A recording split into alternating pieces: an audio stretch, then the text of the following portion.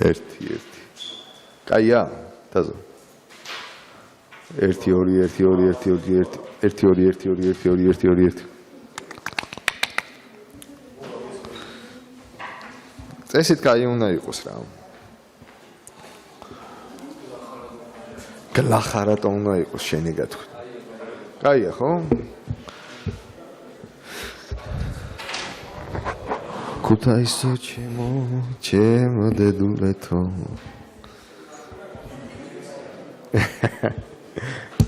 ესეც ასწვა. არის თიშება? ერთი.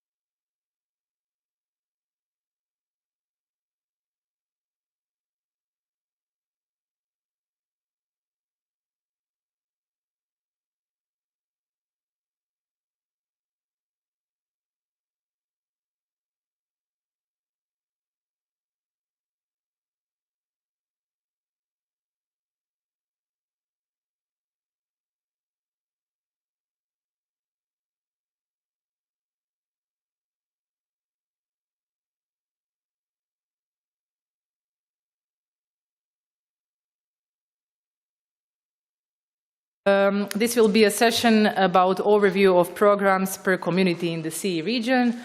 My name is Barbara Klen, and this is my colleague Tony. Okay, let's start. So basically what we did, we made an analysis by reading midterm and final reports from 2021 to 2023 from affiliates. It was 26 of them from CEE region, and that was how. And we were also reading those who have websites or some other forms of information. We also try to gather that and basically gather as much information as possible about programs that are being implemented and activities. But we also have a disclaimer. We gathered that what we could find, and we are not claiming that there is not maybe something more which exists. But if it does, it's not really presented in a way that it's visible. Yeah, sorry.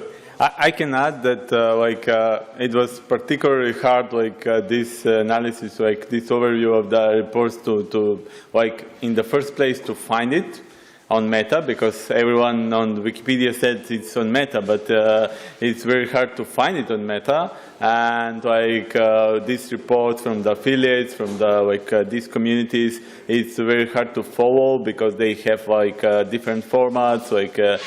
So this is our try to make to find similarities and differences between communities.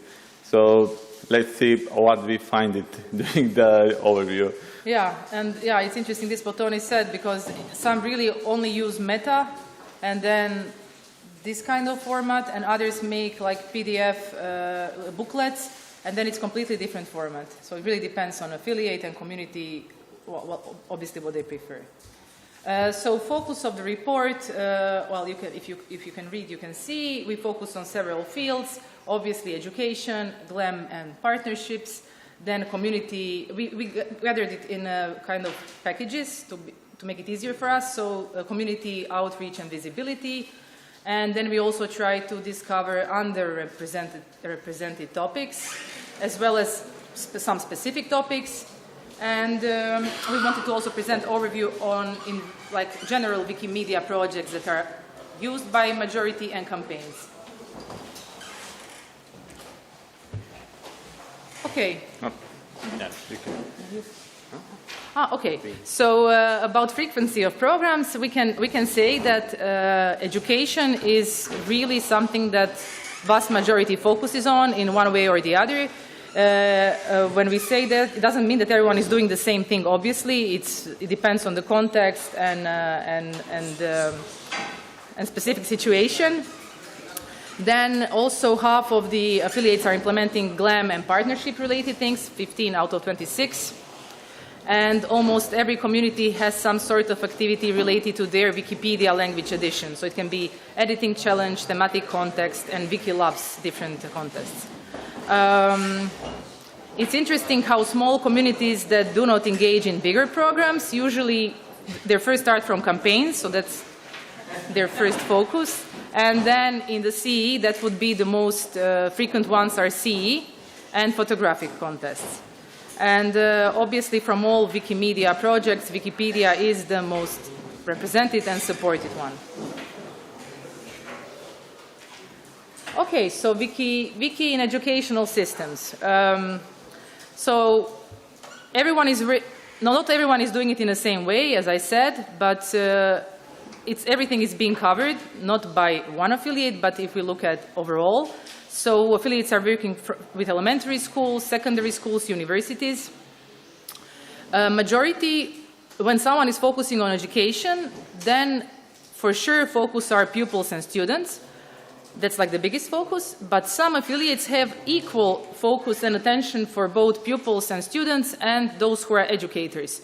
So that would mean that some affiliates really organize special seminars, conferences for teachers, even really competitive in a competitive way. So it can mean that they organize ways of selection that more than 200 teachers apply for some conference or training, and then they make selection who are the best teachers. They try to present it as something competitive.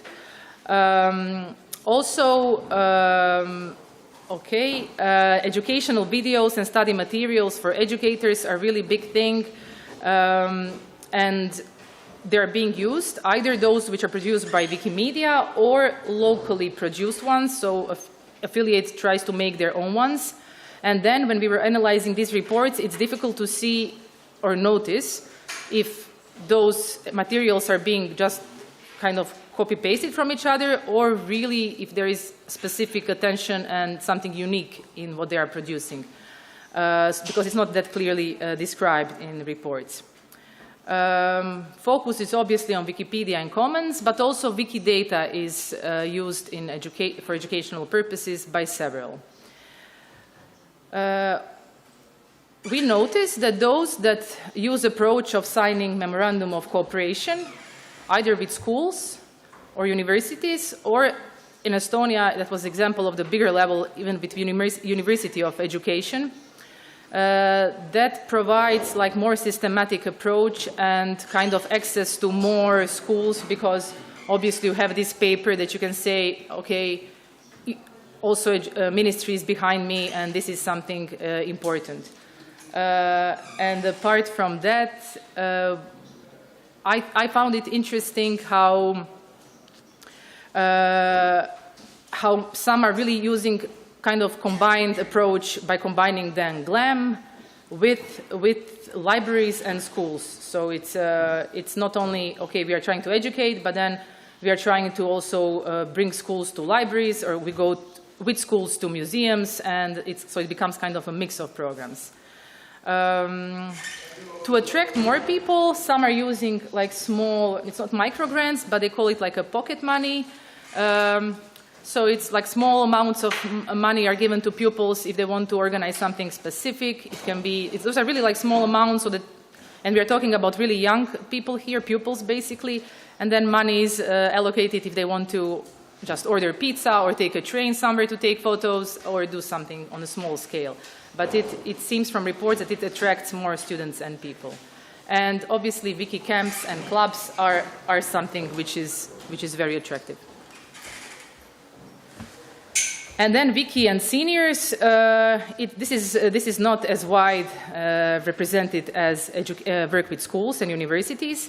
So less than 5 CEE affiliates are doing something, and then some are doing it like already for a few years constantly, and Serbia and Czech Republic are examples of that. Also Macedonia started, and there were some attempts in Slovakia, Estonia, but it's not as widely spread as work with younger populations.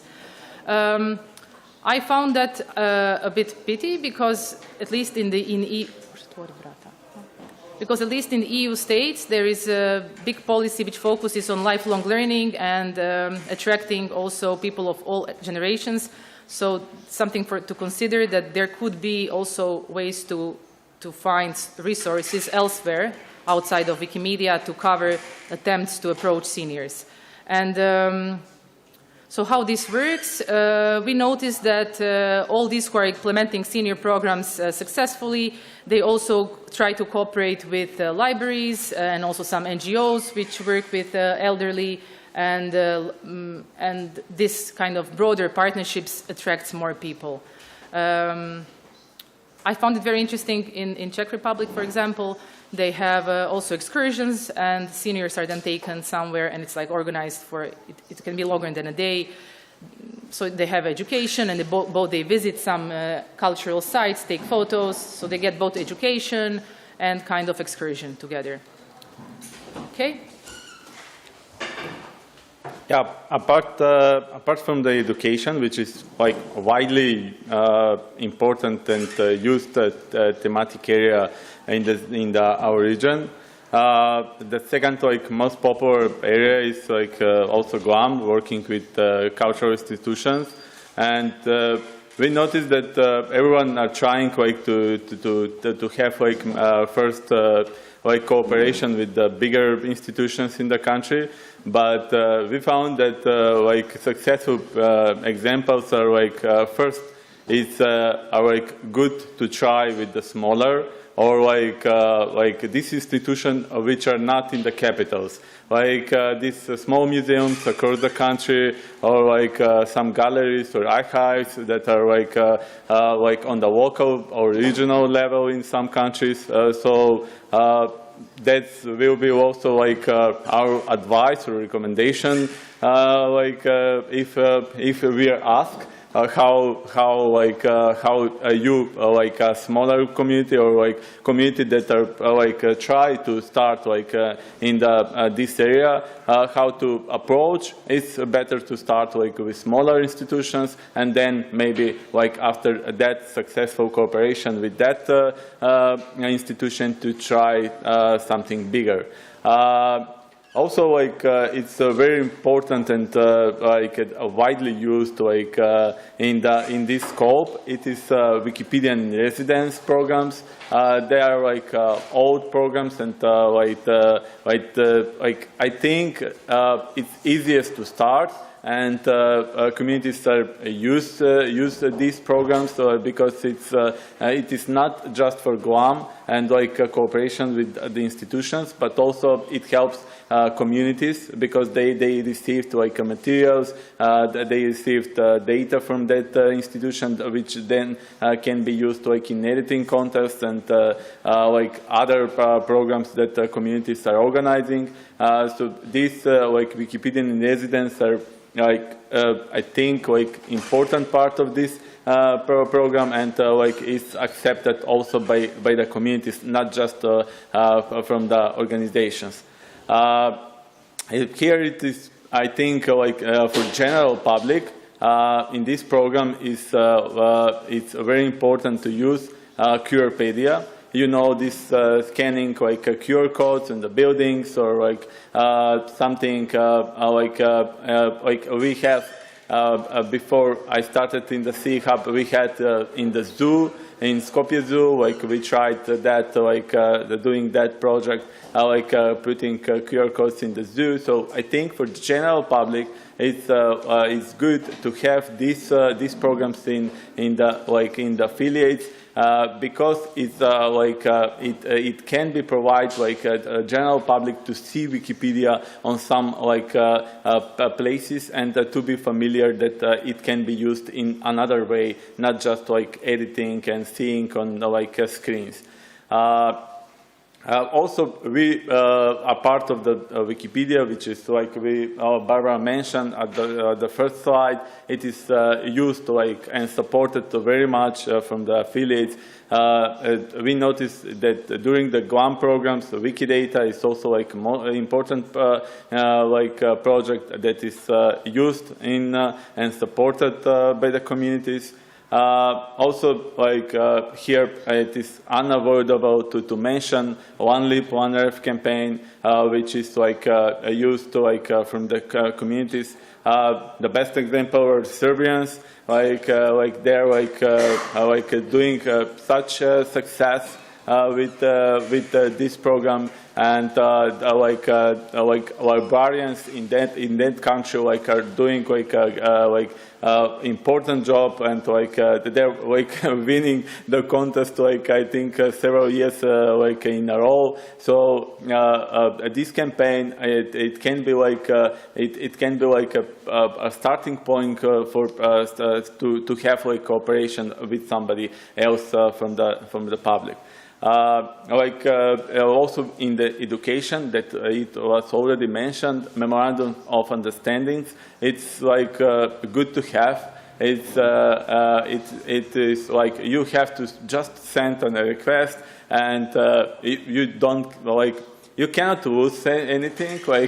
It's you will try, and you will send this request, and maybe it will be signed, maybe not. But after that, when you have that memorandum of understanding, after that it's much easier cooperation with that institution. You can use a space, or you can use materials from them, or other cooperation. And we noticed in the reports that after these memorandums, it is much easier cooperation and doing projects in that countries.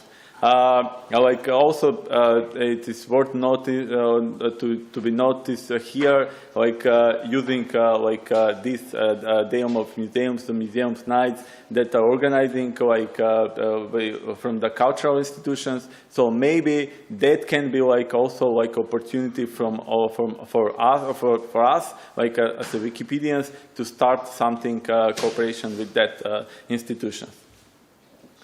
About community, also it's we cannot do like any organizational or Wikimedian projects if we don't have community.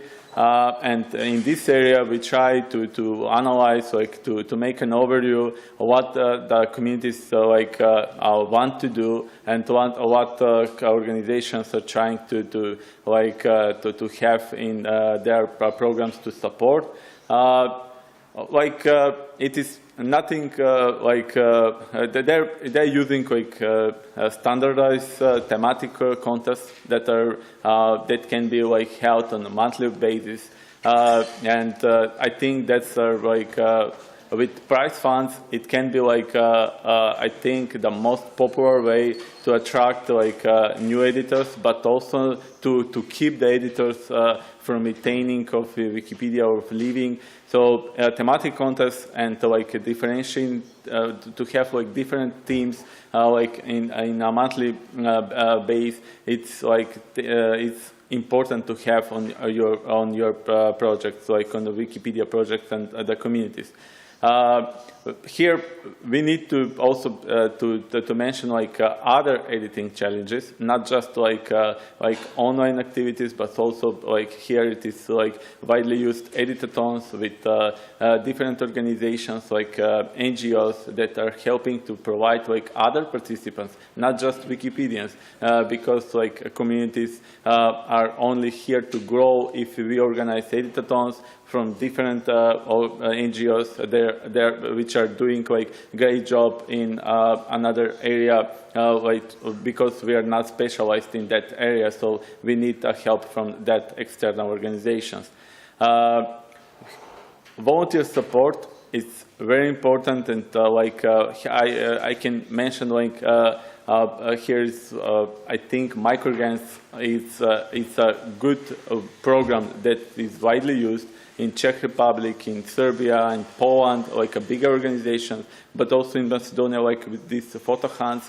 It's like these programs are like giving like only 50 euros or under 50 euros.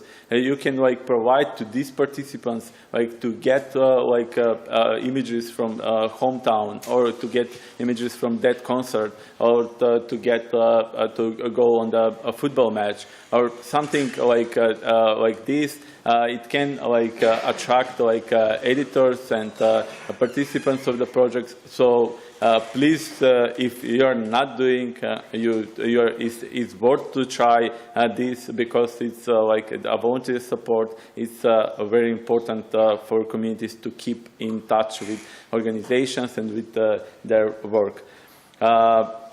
Also, social media. I know that we are not good like Wikipedians on the social media. Maybe we noticed that some of you is using social media a lot, but I think that we are missing to be present more on the social media. And here I think it's highlighted that we need to to keep these social media posts and our visibility to be more for external public, and in general to have cooperation with local media. Like yesterday, that woman from the public broadcast that mentioned that they have cooperation with Georgian Wikipedians. I think that is useful to have something some contact from the media outlets, because that can allow you to publish something with media. And I think it's very hard to start to have somebody from the media, but I mentioned with memorandum of understanding, this media context is crucial to have in your organization, like to provide to like the news to the public. Just wanted to add, especially if you want to do some fundraising, it would be very useful to do that. And as Tony said, it's difficult to start, but each organization, it's not necessarily like Wikimedia. Each organization, NGO that starts, who wants to do something with media and do more outreach, you start and then you build your address book of reliable or those journalists that can support you. And then when you start building this relationship with them and updating them, they would be willing to come and cover something, more than just expecting that if you once in 2 years call them, that they will publish it. But if you maintain some relations and have communication, that's more likely to happen. And not to forget the conferences, organizing local conference for your community. It's good to have, but I know this can be like applicable only for bigger communities. So this is good to have if you have like a big community. It's good to gather, like to have a gathering like once a year, because like we do here at the CEE meeting. It's good to have annually at least once, like to see each other, like editors and those people from the community. So we try here on this slide. We try to find like what is our unique projects that are like doing from the communities. And like we mentioned the first slide, this is our overview. Maybe it's not correct, and you can here raise a hand, or like you can add something at the end, like some project that is missing from the listed here. So I will start with very important projects that are doing like for Wikipedia administrators. So administrators like are doing a great job with huge responsibilities, but they do not receive like widely like recognition from the not just from public but also like from the community itself. So it's good to have this some kind of events or trainings or some kind of like attention to them. So it's here it's like I know that this is like very complex, and to have this kind of events for smaller organizations, but it's very good to have that. We already mentioned that it's for volunteer support, but also like to have it like some kind of packages. Best example is Ukraine with that condensate milk that they are sending to volunteers. Also like filming scientific experiments that we are doing like a shared knowledge in the past, like very widely with faculties, physics and chemistry. We already mentioned also microgrants. That is a good program. Also to have like cooperation with some unusual communities like Blind Association, which was unsuccessful attempt in Estonia, but I think it's worth to try. And also like with Sign Community, that is successful like project in Macedonia. And also like these inter-affiliate projects that are like between Wikimedia Germany and Wikimedia Serbia about Unlock program. And also like photographic exhibitions that also like share knowledge are doing with Poland and the UK, Japan and Brazil, which are very interesting, like to show like images from commons from Poland in Skopje and or otherwise. So yeah, also we didn't mention here, but successful cooperation between Czech Republic and Serbia regarding seniors, like some kind of exchange of experience and then trying to change your program or make some changes for better. Here we summarize some campaigns, and you can see which are the most represented and then the least. So we are starting from CEE Spring, really wide represented, and then it goes Wikilabs Earth, Monuments, Wikigap, As you can see, like only 7, 8 participating Asian month and 1 lib, 1 ref.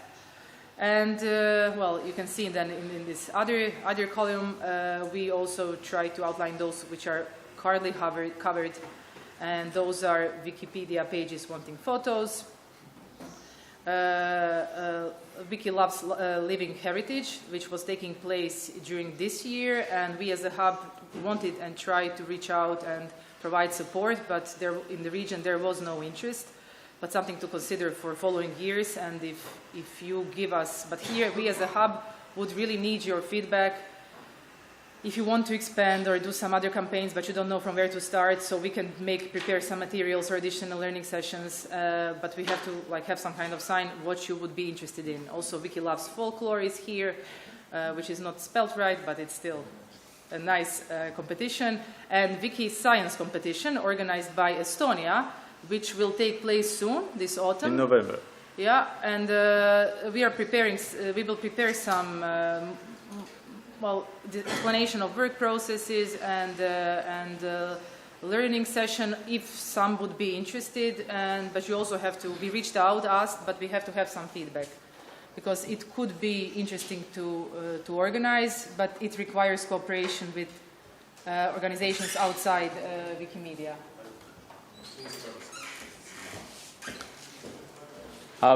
This slide we tried to find what underrepresented topics are mentioned in the reports of the and in the programs of the communities. So this is for LGBT initiatives, International Roma Day, and gender gap initiatives, and these 3 programs are supported from the communities. Also, because I suppose we have 45 minutes, but I guess we have to finish before questions and answers. But we are finishing. Half an hour. You have 1 hour for this. 1 hour. But they show us 1 minute. Everyone has 30 minutes to have presentation. Then we Okay. can move on to the question. No, but we are finishing. It's like Yeah. this is like a few slides. Okay. And this was something that we already covered a bit. So it was for those who are smaller and not doing that much, it can seem overwhelming. But Hub is here. We can support you if you want to start something. If you don't know from where to start, how to reach out to organizations outside, or if you want to be connected, you have idea that you want to do something, you don't know who else is doing it. Well, we have this overview. We can connect you. We can support you. So this was some kind of we outlined some ideas how to do or how to change something. You can start with different or new campaigns that we mentioned before. Start with thematic competitions, partnerships. Start from one school or one GLAM organization. As Tony mentioned, not immediately go to National Museum. You can start with something smaller or local. You can have more success outside of the capital than in capital, where there is more competition. Adapting global campaigns to something local, and trying mini grant programs. And here also it's it's shown which other projects, other small Wikimedia projects, and these asterisks are explaining that small projects are not Wikipedia and other Wikisource, Wikiquote, Wikivoyage, and are not small, but it's called like that. So we found good examples like Wikiquote in Estonia and Serbia. Also, it's worth mentioning a local conference for Wikisource and Wiktionary that are annually organized in Poland. We noticed that Tatar language community works almost on every Wikimedia project. They're doing a good job on not just on Wikimedia, on Wikipedia. Also, it's something for juniors that Wikimedia Serbia, also in the education, are working with the Wikibooks project. And a similar case is bookcase in Ukraine. what they're doing. And we can maybe finish with this slide then, and it's like topics that we found least represented and least information about. Yeah.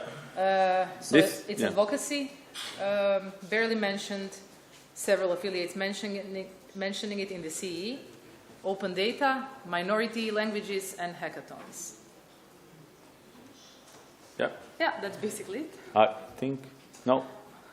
I wanted to finish. Yeah, okay. Yeah. Okay, that's it.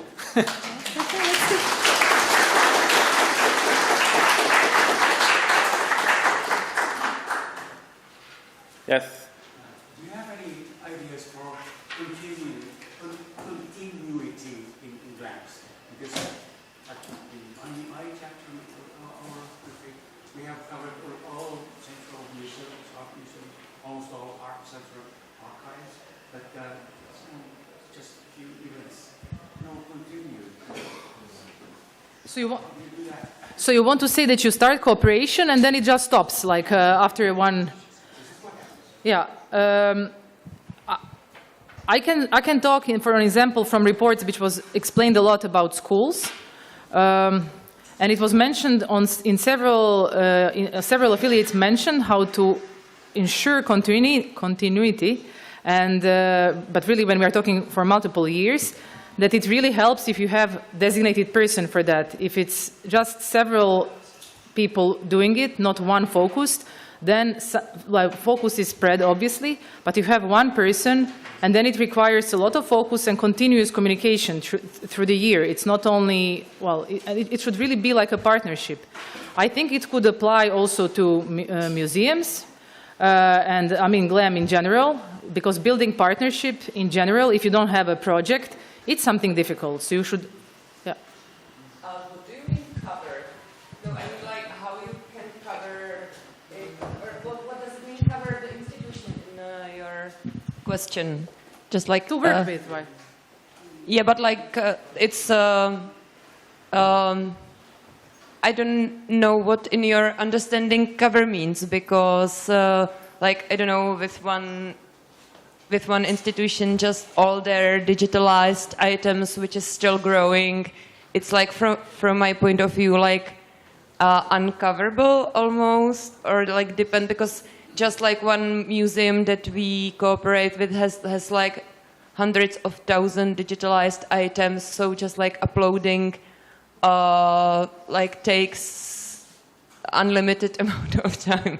So I just like don't understand what means that you cover the cooperation. If you can clarify this. I think it was more like referring to time, that it's not like 1 month and then stops, so that you have like continuous cooperation.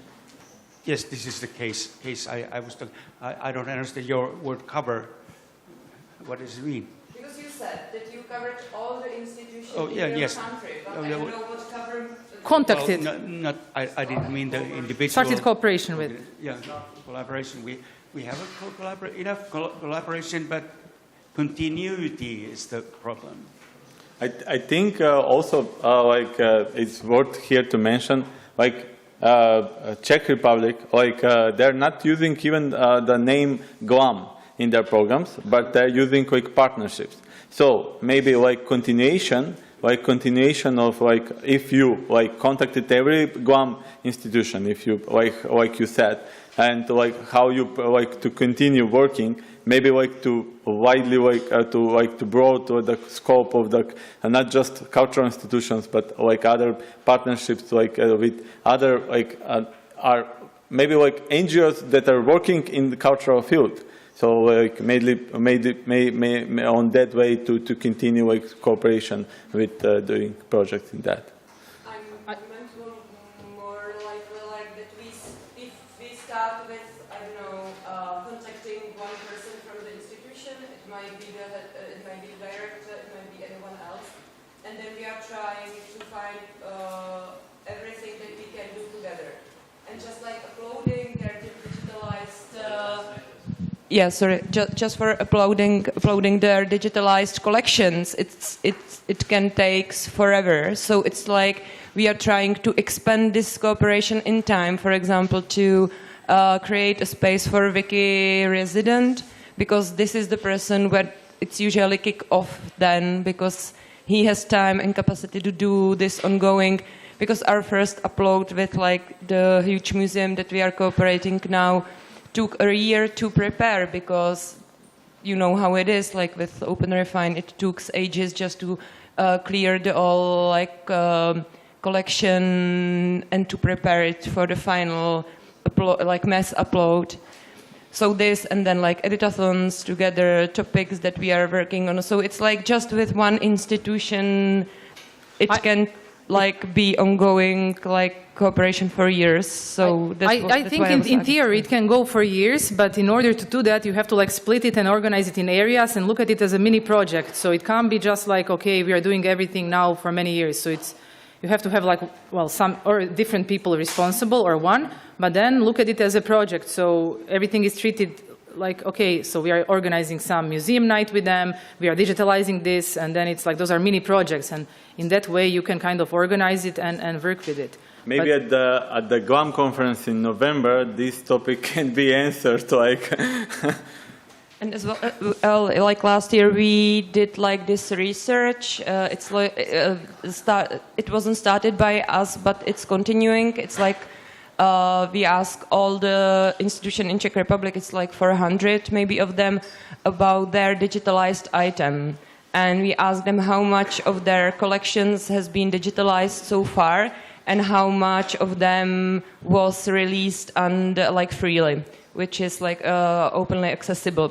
And it's, of course, it's growing every year, but then and as well we ask them how many of them is like heard about GLAM program. And it's rises as well, so we somehow try to cover impact of our program, or at least PR, and then we ask them if they want to cooperate deeper with us. So this is how we as well get a new contact. Natalia was there, so, oh, sorry.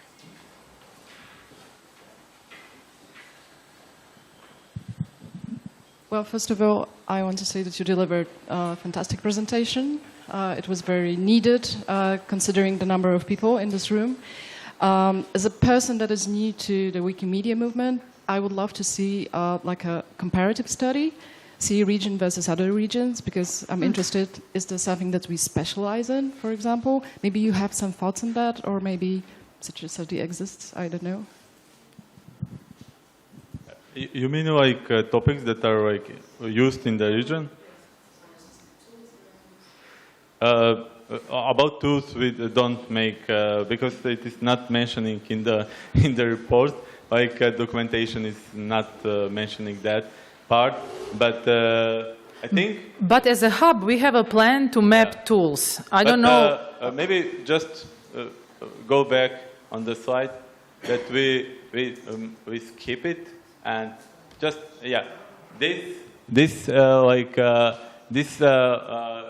mentioning here like wiki expeditions. I think it's a project that started in our region, and we can be proud.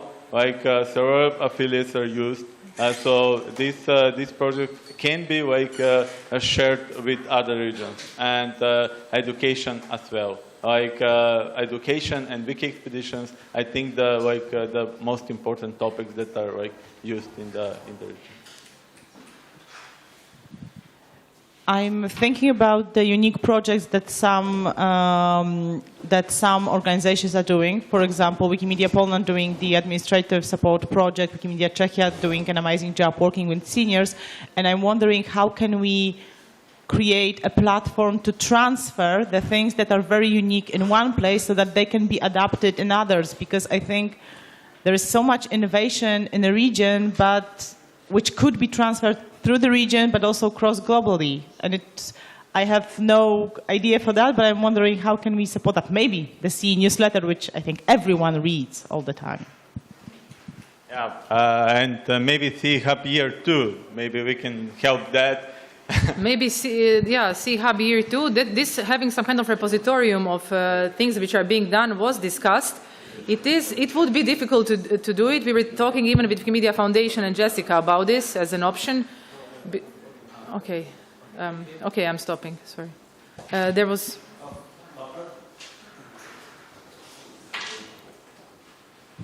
I have only one comment. We are working usually to NGOs in Turkey, and when we are contacted with them, usually they request, we haven't a Wikipedia page in the Wikipedia, or they want to create a chairman Wikipedia page, and we are telling them sometimes it is not notable.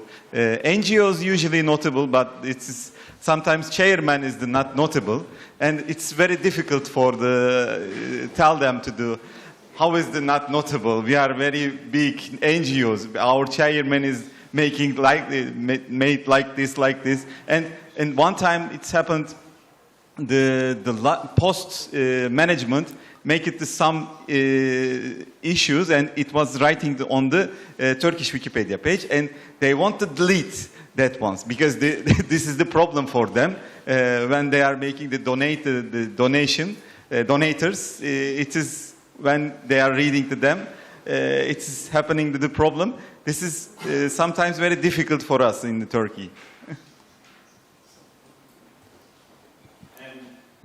I can see that others also nodding, so this is, problem that is also in other affiliates.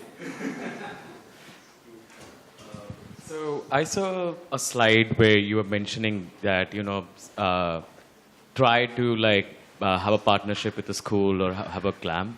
So I'm just curious to hear that when you're saying try to, are you also providing a solution how to partner with the school or how to partner with the CLAM? Because I know this region is a pioneer in many things in terms of education. Wikimedia Serbia has been doing it for last 15 plus years and all. So is there a the local way, the global a way of how to do education in CEE, but you can localize it in your own country, you can localize for your own region or something like that? Is it also you're trying to offer with the, or is it something anyone can help you also to create those kind of resources? So this year we started something to documenting some processes that are happening in the region. So it's only how much is 7 months how we are doing these two in the hub. So this is it is a plan to have something standardized, because it seems okay, for the bigger ones who are doing it for years. So I mean, I'm talking really now for the region. I will not mention everyone, but Ukraine, Poland, Czech Republic, Serbia. Obviously, they have already ongoing processes, and everything is just it functions. But for the ones which are small or just starting, even this approaching someone, writing an email, it has to be a personalized one. Some things that maybe we consider basic are not something that volunteers know. So we are thinking of just making a package and then also providing additional support that we can customize it when someone approaches us. So it is in year 2 plans, actually, yeah.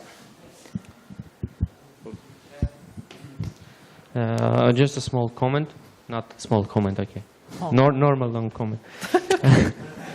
I think it would be beautiful to see what we consider as a good program. You guys are facilitators of CEE region. You are constantly in touch with all of us, actually. For example, I think it would be very interesting and important to see some comparative analysis of these programs or new programs, because when we are saying a good program or good cooperation, what do we actually mean? When we enter and sign something, okay, let's do something, or we write one article or maybe take one photo, what? So in order to have this visual representation to, okay, we are going to use it. Okay, we can find these reports one by one, but I think the comparing between groups, especially the programs that all we do, for example. Ashvik, do you mean if we would have comparison between, I will not name, but one affiliate working with museum in one country and the other, and they invested so many hours and the result was this, this and this, and that was... Yes, it's feasible, I think. This analysis could be done, but and it would be useful. It will take time, but I think it would be very useful, actually, to see where we are, how much resources we spend, and what outcome we have. Yes, to shape our programs in a way that others didn't was efficient. I would like to do something on this, but it really depends on our resources, because it's something that analysis should be done. Yeah. because we don't know I mean, some in their reports, because we were basing this on reports, some are, when they are reporting about cooperation with school, they write in the end, it lasted so many months, and we had so many pupils, teachers involved, and outcome were this and this articles or edits, and others just mention it, and it's not like that clear. So even this reporting is not like, as we mentioned in the beginning, it's not customized. That's why I'm saying... I was even surprised in the beginning that there is not like maybe like some kind of request by foundation that this kind of reporting is more in metrics, like clear, that because we are really trying to pull this information out. It's not that easy. It's when you're reading 26. So I would expect that it could be done in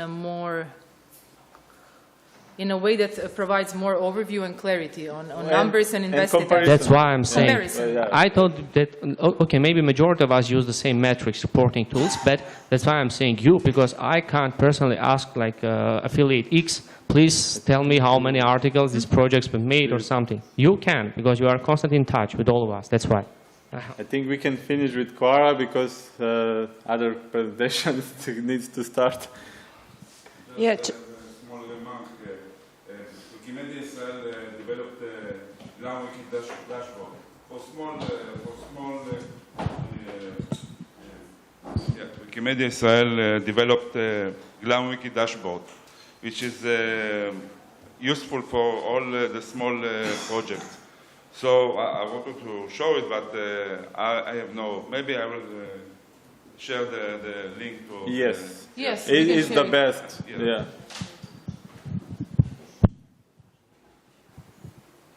Yeah, I think like I understand what you mean, and it would be interesting, but as well, of course, depends how you measure impact and what's like for us, for example, like the number of articles. It's not the most important things in working with schools, for example, because for like we are using more Wikipedia for like basic schools or for like primary schools as the tool of open education, because we just wanted to like evangelize and tell the kids how to use it. So then like, because we don't use the same tools and we don't measure the impact the same way, then this can be slightly tricky. Because, yeah.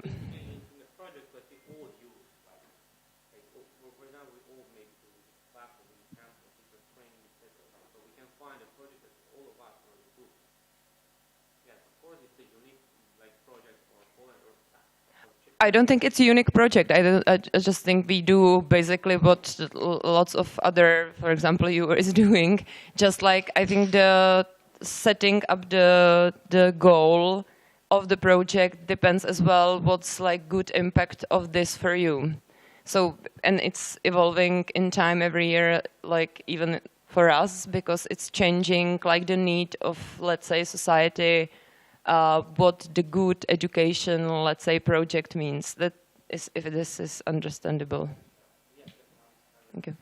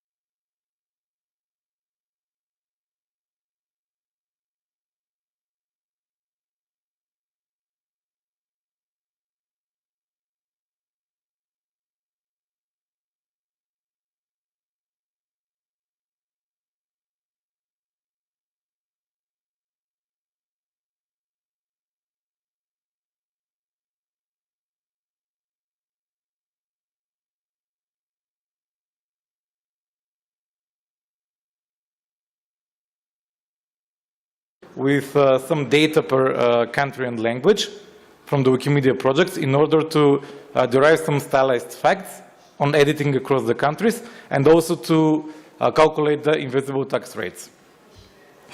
So why is all this important? Because the goal of the Wikimedia movement, the Wikimedia vision, is to imagine a world in which every single person on the planet is given free access to the sum of all human knowledge. That's what we are doing.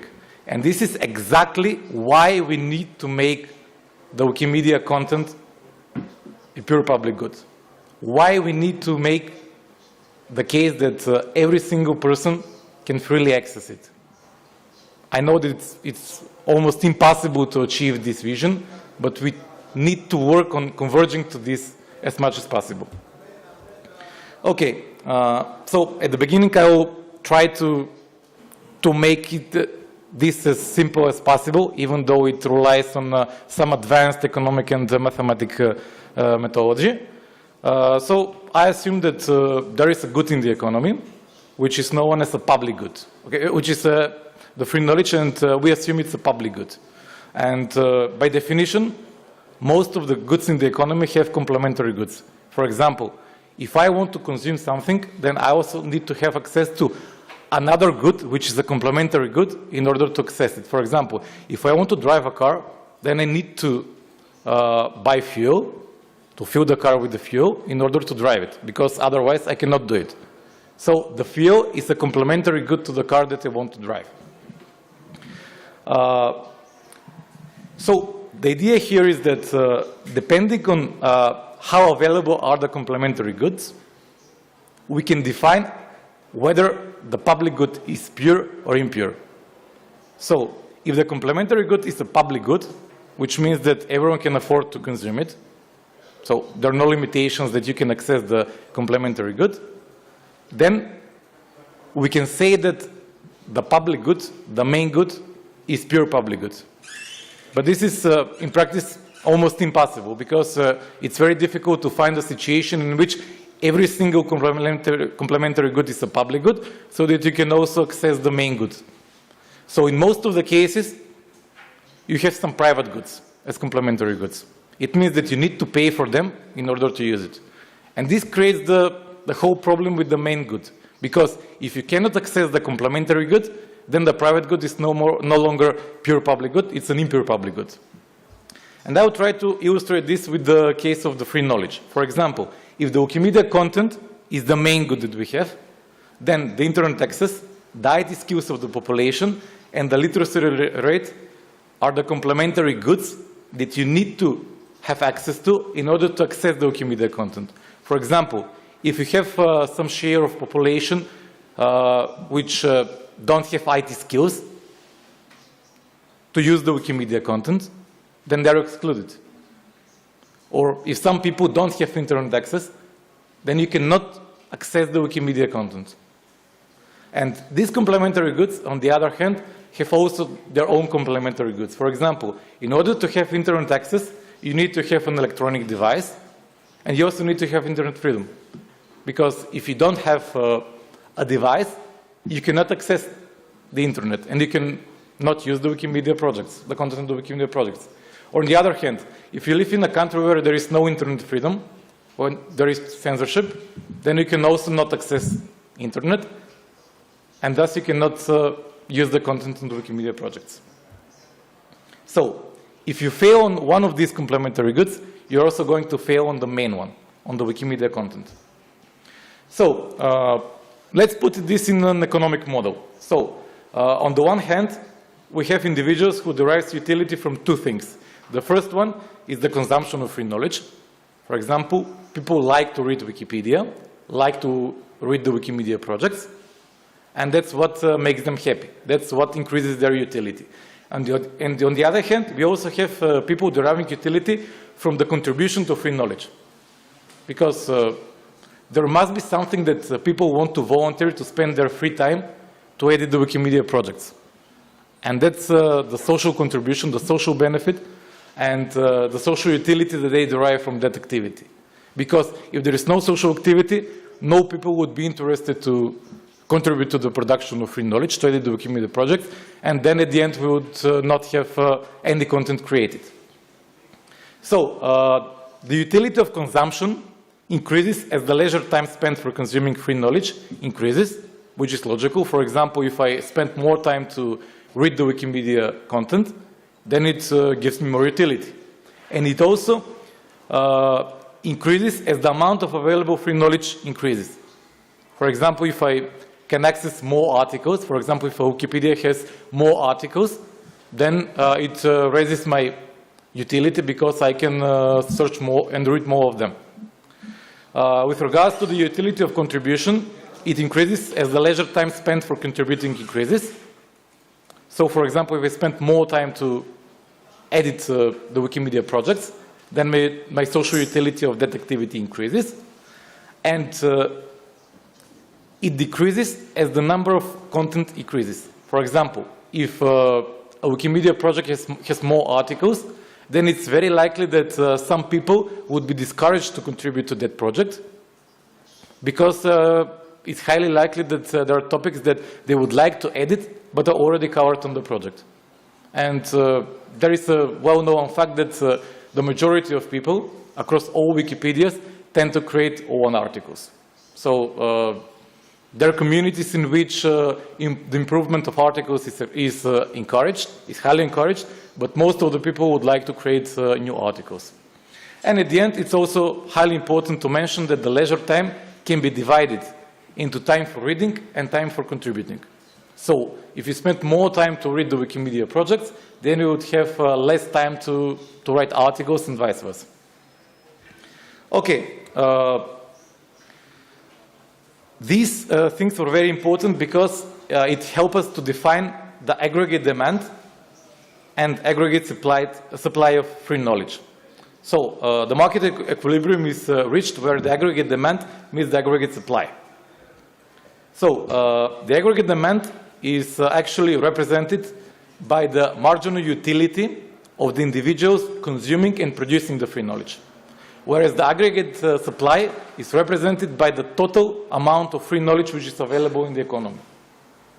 So the more free knowledge we have and the larger marginal utility we have, the market equilibrium will be set at a higher level, which is much better than in cases when we have less people contributing with a lower marginal utility and less free knowledge available.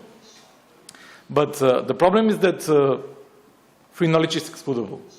Not all people can access it because of the complementary goods that I explained in some of the previous slides.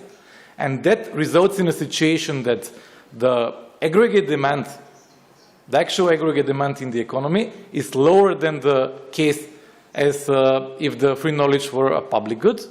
And also the aggregate supply is lower. So the fact that less people have access results in less free knowledge produced. And here we come to the most important thing. What is the invisible tax of free knowledge? It reflects the lower supply of free knowledge as a result of the excludability and rivalry, and it's calculated by the economic inefficiency, the loss of free knowledge provided, to the total amount of free knowledge that could be produced in the best case scenario. And why is it called an invisible tax? Because everyone thinks about the tax as something which is levied by the government from the individuals, and it's true. In public economics, governments levy tax and other charges on the individuals in order to support the production and the provision of public goods. So that's the main reason why you need to pay taxes, because the money that the government collects or the governing authority from the individuals results in the production and provision of public goods. But in microeconomics, a tax is a source of economic inefficiency. This means that if you tax something, if you use taxation, then it creates an economic inefficiency, which you need to be aware of. And that's why this is called a tax, because the excludability creates economic inefficiency. And it is invisible because there is no monetary payment. So you don't have any payment, but you feel the effect as if there were. For example, you don't need to pay to use the free knowledge. You don't need to pay for anything else related to it. But still, at the end, you have a situation in which you have economic inefficiency. And this chart represents exactly what's the invisible tax and what's the deadweight loss. What's the loss in the economy as a result of the lower supply and the lower demand of free knowledge. So I'm moving towards the calibration of the model. The Wikimedia Foundation analytics team publishes data on page views and page edits. And these are even indicated as good metrics to analyze the consumption and production of free knowledge. For example, when you read the description about page views as a metrics, the Wikimedia Foundation analytics team provides the details that it's the main consumption metric used in the Wikimedia movement. And this is simply the metric that is used to calculate the aggregate demand. And on the other hand, we have the page edits, which are more delicate metric because they enter into something which is called differential privacy. And that's why data on the page edits are not readily available for every country. So I have to mention here that the data are not published chiefly for sovereign states, but also for territories. For example, they provide data for Åland Islands, even though it's a self-governing territory of Finland. They also have data for Antarctica. You can even get a guess how many people view and edit Wikipedia on Antarctica. As I mentioned, there are some missing data on page edits from many states and territories, including Azerbaijan, Belarus, Czech Republic, Kazakhstan, Russia, and Turkey. For most of these states and territories, the reason why they are missing data is the problem with the differential privacy, because there are high levels of censorships and some other problems that the Wikimedia communities face in these countries. And for the Czech Republic, I don't really know what's the main reason why they don't provide such data. And as a result of the missing data on page edits, the calibration was not possible for some languages, mostly for Russian, Turkish, Czech, and some others. And when it goes to calibration, first of all, I decided to use a simple regression on page edits per capita, in which I use the share of internet users and the literacy rate as independent variables. And because the Wikimedia Foundation publishes data on page edits per buckets, I decided to use normalization in order to calculate the average page edits per community and language, so that I could easily make the calibration. So here are the results about the elasticities. And this is a map which provides information about the invisible text across states. So as you can see, the CE average is 20% for 2022 and 23.3% for 2021. This means that there is an improvement, which is even better than the global average. And it's very important to make a clear explanation of what is the meaning of this CE average. It means that 20% of free knowledge is lost as a result of the exploitability in the CE region. And I also made the calibration for languages, which is even more important because most of the affiliates in the CE region and most of the efforts are done to improve the quality and content on different languages. So as you can notice, the CE average is somewhat lower than for the countries in the CE region. It's 18.5% for 2022, which means that which is a reflection of the edits that people made outside of the CE region.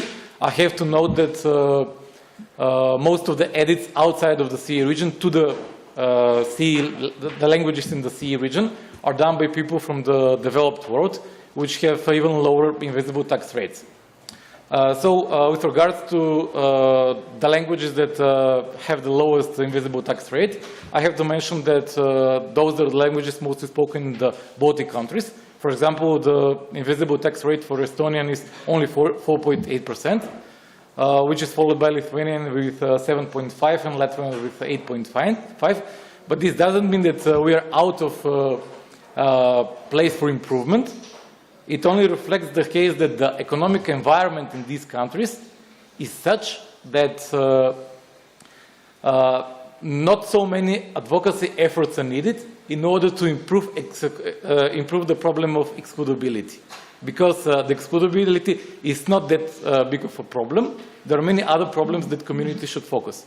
On the other hand, the lowest rates were recorded for the Ukrainian, Romanian, and Albanian language, which means that in these societies, more advocacy efforts are needed in order to improve the state, in order to improve the IT skills of the population, to improve the literacy rate, or even to improve the internet access.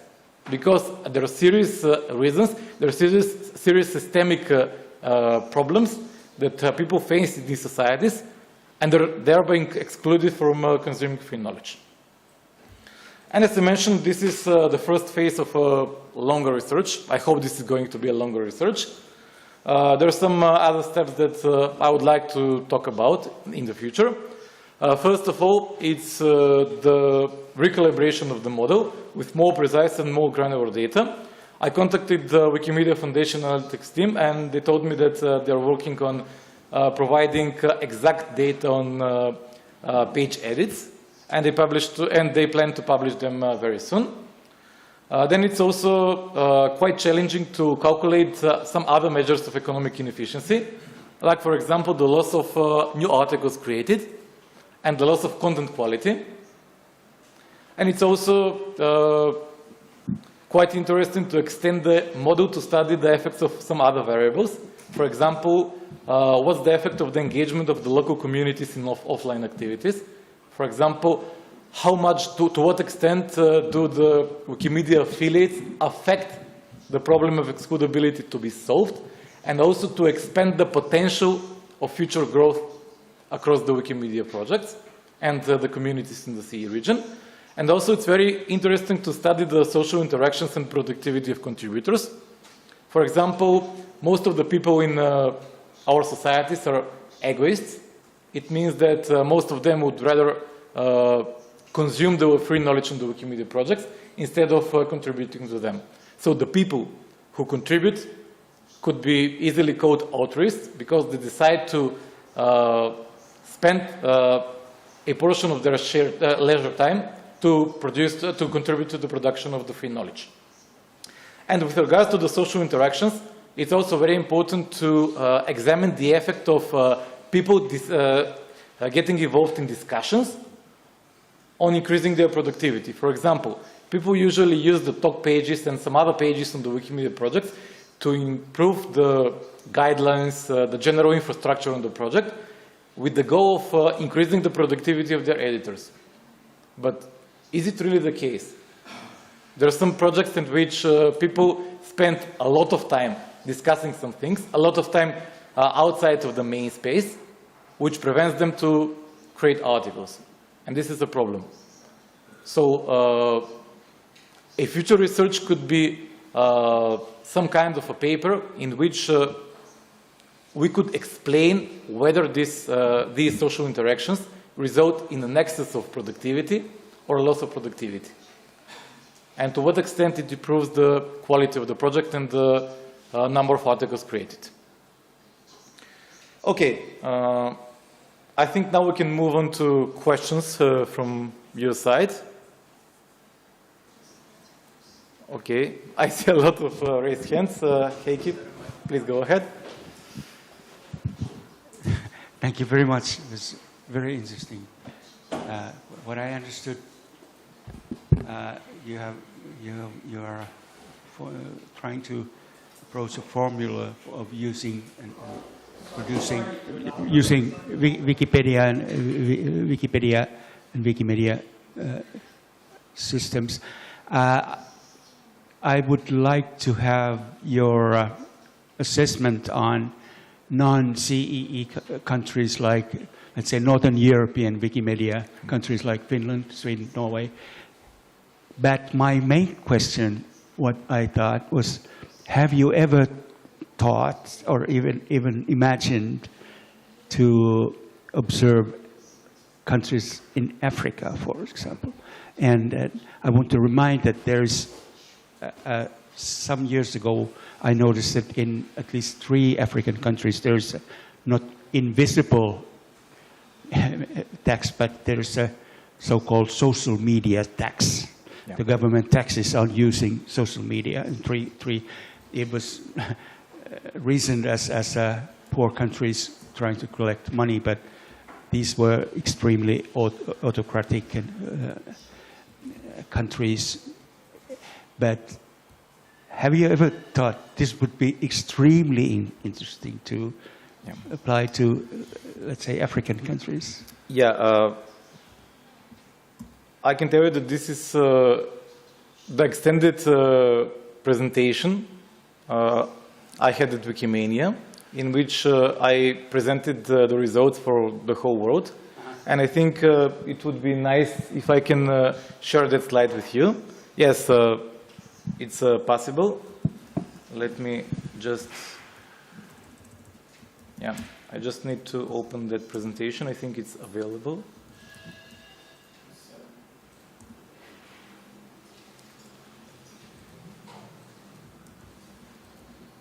Yeah, this is the presentation. This is the extended version of the presentation in which I presented the results for the whole world. Let me find it. Yeah, it's here. So as you can notice, the invisible tax for the whole world globally was 55.5%. And it was mostly driven by the very large invisible tax rates in the developing countries, especially in Africa, in South Asia, and in some Latin American countries. So as you can notice, the lowest rates were recorded in Luxembourg, only 0.3%, which means that the free knowledge, the Wikimedia content, is almost a pure public good. Only 0.3% of the population cannot access it.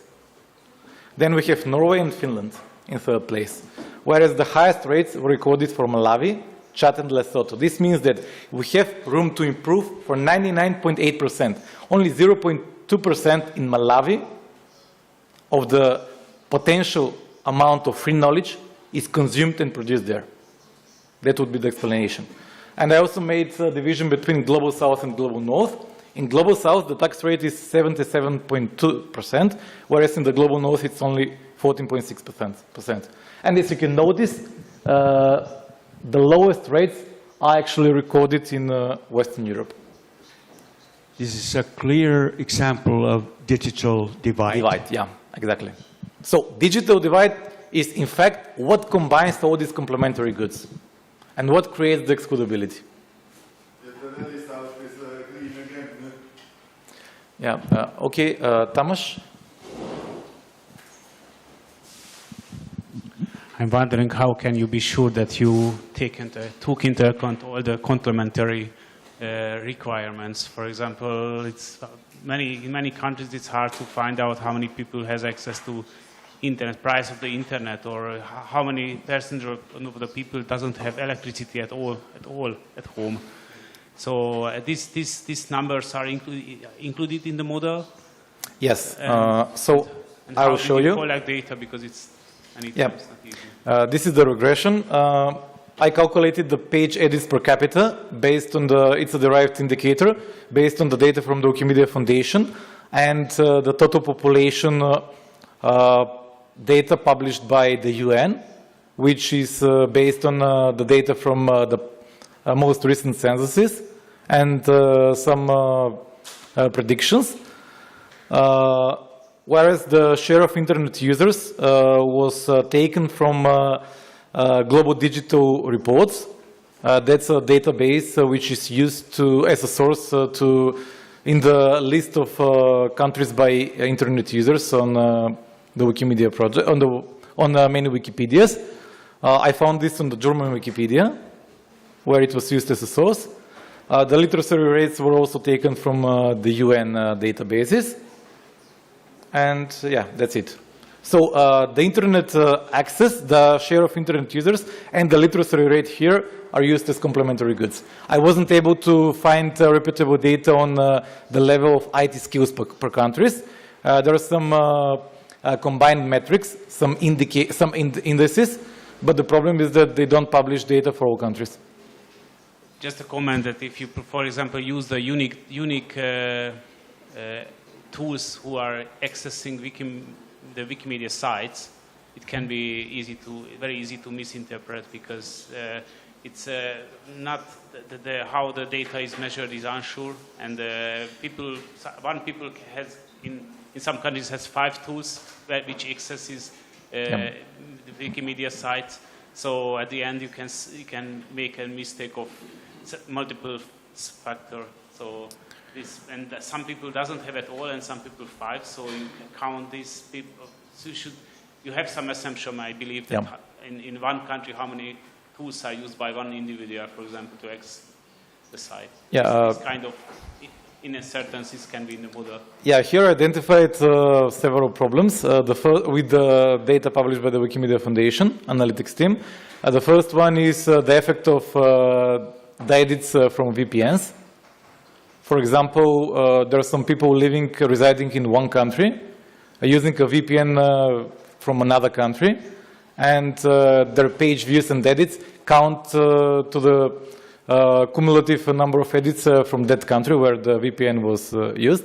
So I suppose that many of the edits and views from Antarctica are as a result of VPNs used there. Then the second problem is that we don't take into account, as you mentioned, the use of several devices and the artificial inflation of access to some articles. And we even don't know whether a person who accesses an article wants to read it, because some people just click on the random page, random articles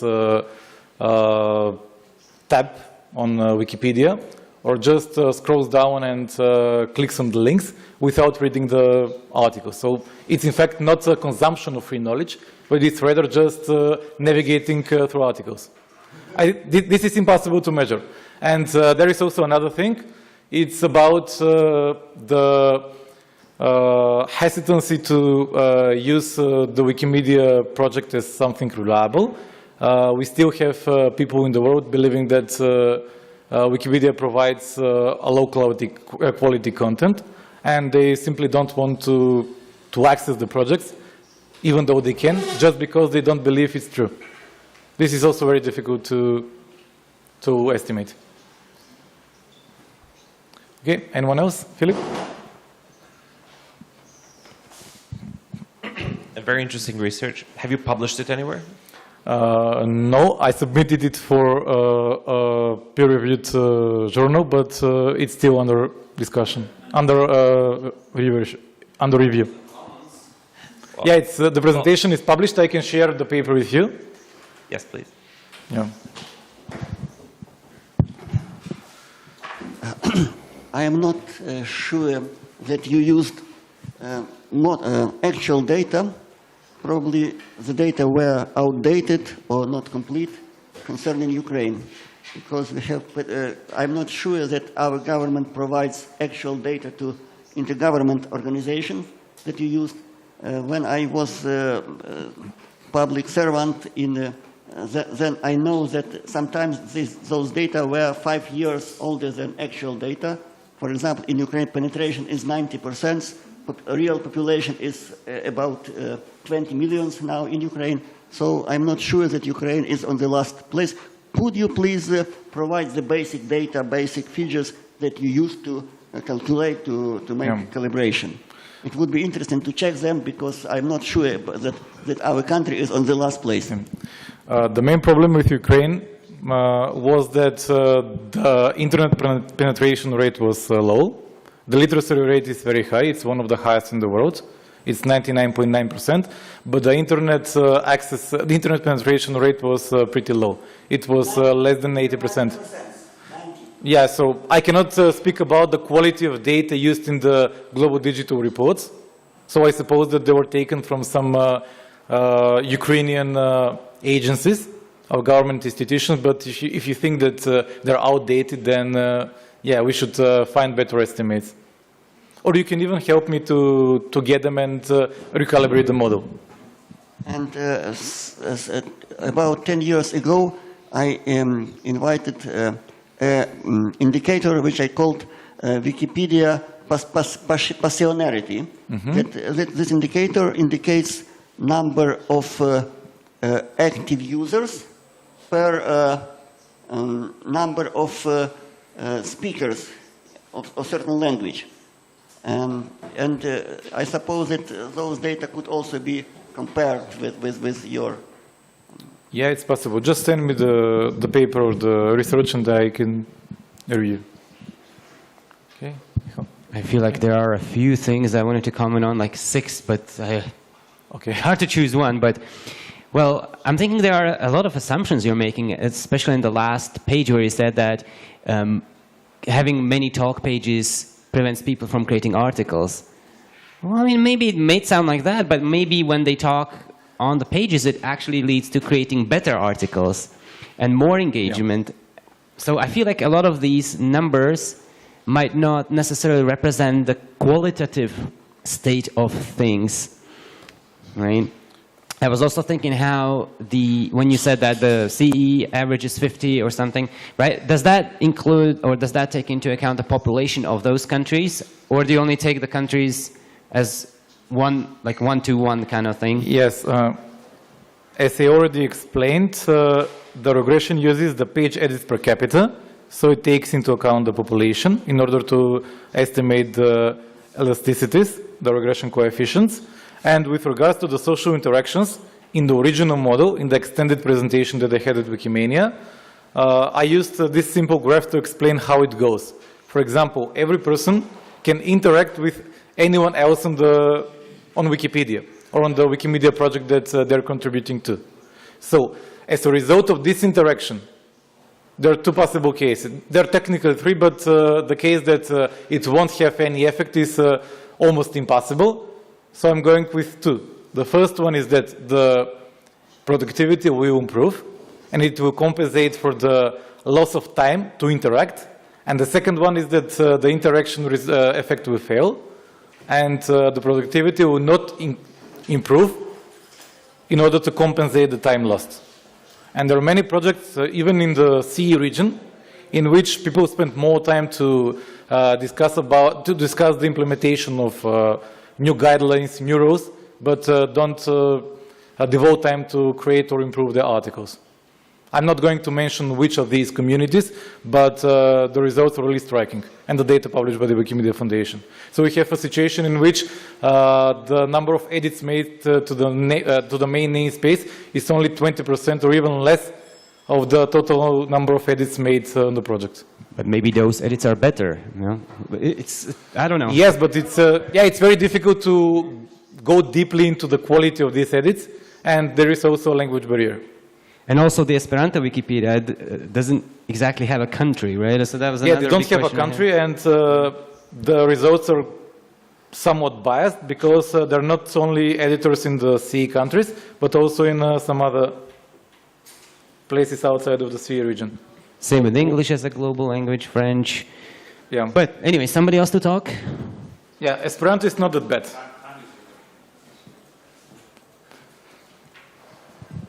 Can you say something about development in the future? Yeah. Future, we are facing continuously new device like AI and new tools are coming.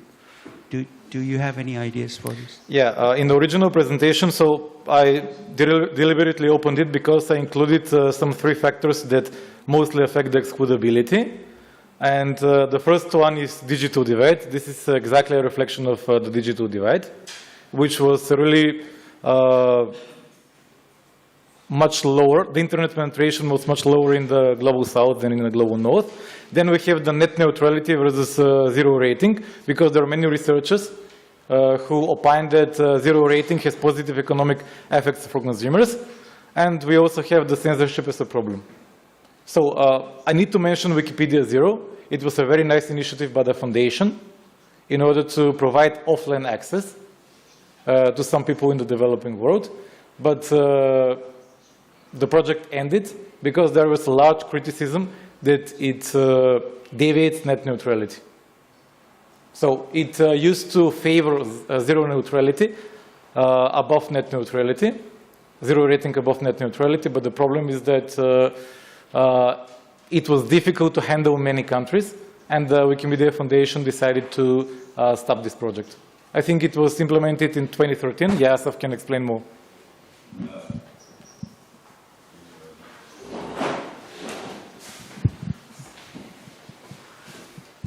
Thank you. In addition to the net neutrality question around the program, there was also very widespread abuse of the program, where people were using the free internet access specifically to Wikimedia sites to host random content, just pirated movies, pornography, on small, obscure wikis where nobody would notice them, and then they were able to consume those movies, pornography, and whatever, free of charge. That was at such a big scale that the providers, the companies, the internet providers that partnered with us were complaining, this is not what we partnered for. We're not interested in providing free pirated hosting for people. We wanted to provide free knowledge. So it wasn't just the net neutrality that doomed that program. Okay. Thank you, Asaf, for clearing up. Also censorship is a very big problem, like blocking content and prosecuting editors. This is definitely something which affects the consumption and the production of free knowledge. So it also needs to be taken into account. Okay, I think we are already done with the time for this presentation. I would like to thank you for the excitement and the exciting discussion and all the questions that you had. If you have anything else to add, you can easily reach me, or we can talk about it during the breaks and after the conference.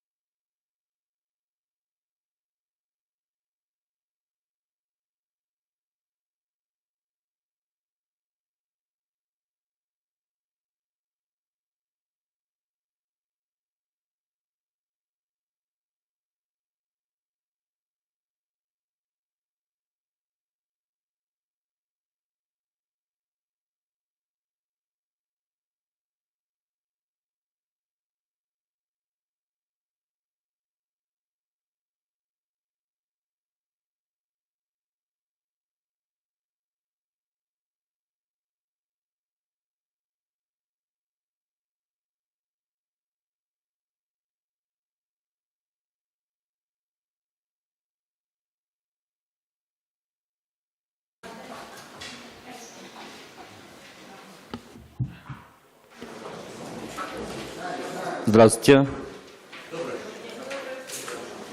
Я извиняюсь, мы на русском будем проводить презентацию. Мы из юзер-группы, узбекской юзер-группы, и хотели бы рассказать про опыт, который получился совместно с государством в Узбекистане. Хотя раньше была ситуация, что в Узбекистане Википедию блокировали, и от блокировки Википедии мы достигли договоренности с государством и перешли к тому, что государство стало спонсировать и поддерживать проекты Википедии. Самое большое достижение – это так называемая Вики-стипендия, которую удалось организовать в прошлом году, и уже в этом году продолжается второй год. И благодаря этому проекту количество статей значительно улучшилось, активных участников увеличилось в 2,5 раза, удалось достичь огромных результатов, были проведены несколько вики-лагерей, то есть собирали молодежь со всей страны в специальном лагере и проводили мастер-класс в течение недели. И все это за счет государства, то есть государство значительно помогает. Помимо этого, в этом году сразу несколько направлений новых было. Мы, группа википедистов, перемещались по всей стране и благодаря этому смогли привлечь новых участников с разных отдаленных регионов, которые не были вовлечены. И также удалось новый марафон запустить, который переводим важные статьи для Узбекистана на другие языки, включая русский, английский, французский, испанский и немецкий. Пока этот марафон только начался, поэтому это немножко спойлер получился. Также большое достижение – это то, что в этом году удалось подключиться Узбекистану к международным конкурсам, таким как Wiki Laws, Wiki любит землю и Wiki любит памятники. В этом году в Узбекистане впервые прошли такие конкурсы. Благодаря тому, во время конкурса Wiki любит землю удалось привлечь 69 новых участников, которые загрузили более 3200 фотографий. Общее 4-е место получилось по количеству загруженных фотографий, что для Узбекистана является огромным показателем, так как до этого фотографий никаких нашей страны природных объектов не было. И также этот конкурс прошел не только при поддержке Wikimedia Foundation, но и при поддержке государства. Государство в лице Министерства природы выделило 6 призов победителям, ноутбук, 2 планшета и 3 смартфона. Это тоже мы считаем огромным достижением, что государство смогло обеспечить нас подарками и поддержкой, а не как раньше в старые времена блокировкой Википедии.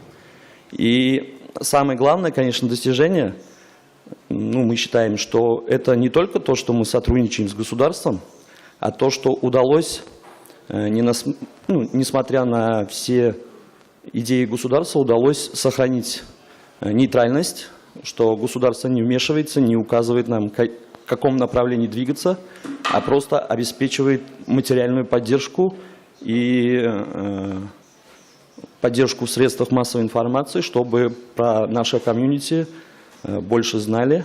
И юзер-группа наша, получается, за последние 1,5 года значительно также увеличилась, уже более 50 активных участников.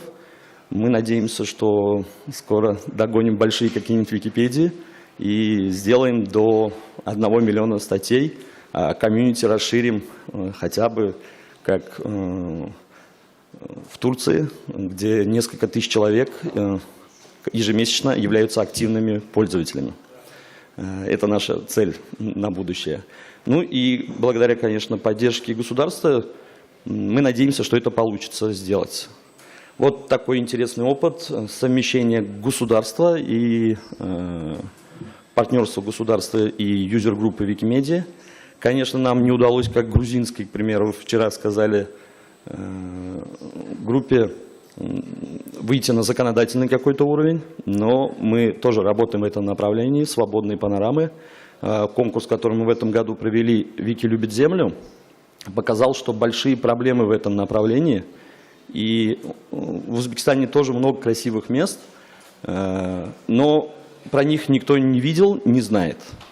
И если у нас получится, мы и в этом году, и в следующем, и в последующих годах будем проводить такие конкурсы и будем расширять знания про Узбекистан. Также совместно с новыми пользователями, хочу немножко новую новость сказать, мы хотим организовать в Центральной Азии, Вики любит Центральную Азию, которая будет новая юзер-группа, которая будет проводить фотоконкурсы «Вики любит землю» и «Вики любит монументы» по всей Центральной Азии. Сейчас уже договорились с узбекской, казахской и таджикской юзер-группой, чтобы вместе организовывать такие конкурсы и увеличивать точно, в первую очередь, фотографии про всех направления нашего региона, ну и во вторую очередь увеличивать обобщенность сообщества наше, совместные проекты организовывать разные в этом направлении. Не буду, по-моему, у меня не так много времени, поэтому, если есть вопросы, то могу ответить.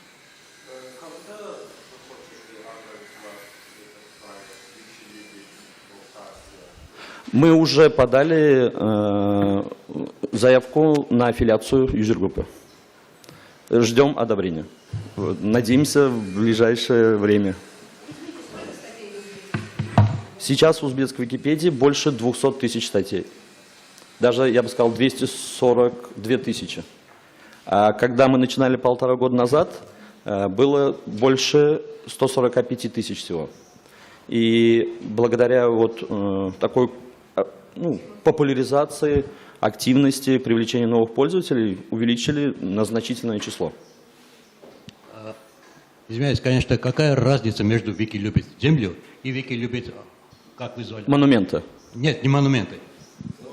Новое, что... «Вики любит Центральную Азию». Азиатская, да? Смотрите. Разница какая будет, вот если не повторится же? Мы хотим, смотрите, нагруженность какая получается? Одна юзер-группа может подавать на Rapid-гранты 2 раза в год на проведение различных конкурсов. И если каждая юзер-группа Центральной Азии будет проводить эти 2 конкурса, получается, больше никаких направлений не будет. И для обобщения опыта и помощи другим коллегам, вот мы, например, начали проводить «Вики любит землю», изучив опыт российского конкурса, и в Казахстане в прошлом году в первый раз прошел. И этот опыт обобщив, мы провели в своей стране. Эта юзер-группа будет помогать всем проводить эти конкурсы. То есть не отдельно уже каждую юзер-группу нагружать, чтобы они занимались своими проектами, а отдельная юзер-группа, которая будет заниматься только этими проектами. В идее потом, после фотоконкурсов, организовывать еще конкурсы «Вики любит Центральную Азию» по написанию статей на разных языках Центральной Азии. Понятно. Насчет монументов. У вас есть freedom of panorama? У нас нет свободы панорамы, но у нас много в стране сооружений, которые построены много веков назад, которые сохранились в хорошем состоянии, поэтому уже не охраняется авторским правом и можно использовать. Спасибо. Если реставрируют, тогда реставрировка это уже делано по реставратору. И вот этого панорамная свобода не работает. Там был реставрирован старый замок свободный, но деталей нет. Как вам там? Реставрация попадает под freedom of panorama, да? Нет, реставрация не попадает по freedom. Да, не меняется же. У нас кардинально ничего не реставрировалось и не менялся внешний облик. Только, получается, частично восстанавливали, чтобы был вид общий. Поэтому не считается. Но по поводу свободы панорамы мы тоже уже начали работать. Надеемся, что получится кого-нибудь из законодателей привлечь, чтобы этот вопрос был более детально изучен и принято в нашей стране. У меня такой вопрос. Вы в Узбекистане сталкиваетесь с проблемой получения финансирования из-за границы? Скажем так, у нас много проблем, но больше связано с тем, что банковская система не очень продвинуто работает. И вот, к примеру, в этом году получали в течение 3 дней все было решено. Я думаю, это недолгий срок. И получается, что по сути нет, не сталкиваемся. Вот тогда я бы вам рекомендовал, чтобы узбекская юзер-группа подала на годовой грант фонда Wikimedia. Вместо создания новой юзер-группы это более практично, чтобы подали на годовой бюджет, и там вы можете запросить сумму на все ваши проекты, в том числе на Вики любит землю, Вики любит памятники и так далее. Лучше не создавать новую аффилиацию, а расширить существующую. Мы это тоже думали. Здесь столкнулись с 2 проблемами. Первое, то, что, во-первых, юзер-группа, которая по Центральной Азии, это охватывает разные регионы, а не только Узбекистан. У нас, и поэтому это более другой проект, который интересно развивать. А второе, то, что, ну, честно, нет такого человека или нескольких людей, которые готовы в течение года связываться с такими грантами и проводить, ну, столько времени уделять. К сожалению, такого человека мы пока не нашли, в нашей команде нету. Поэтому не можем подать. Вот если бы у нас Мехман был бы, тогда было бы хорошо.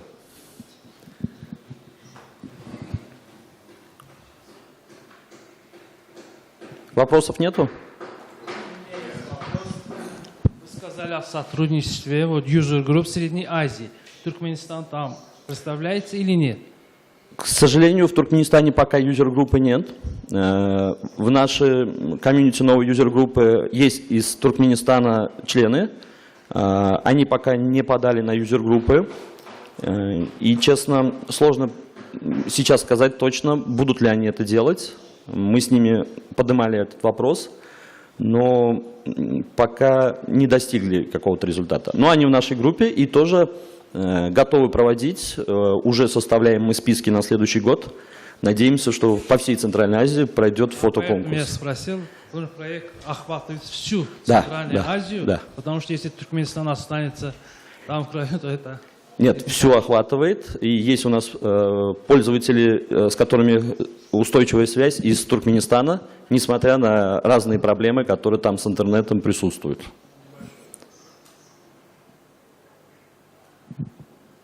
Вопросы? Всем спасибо за внимание.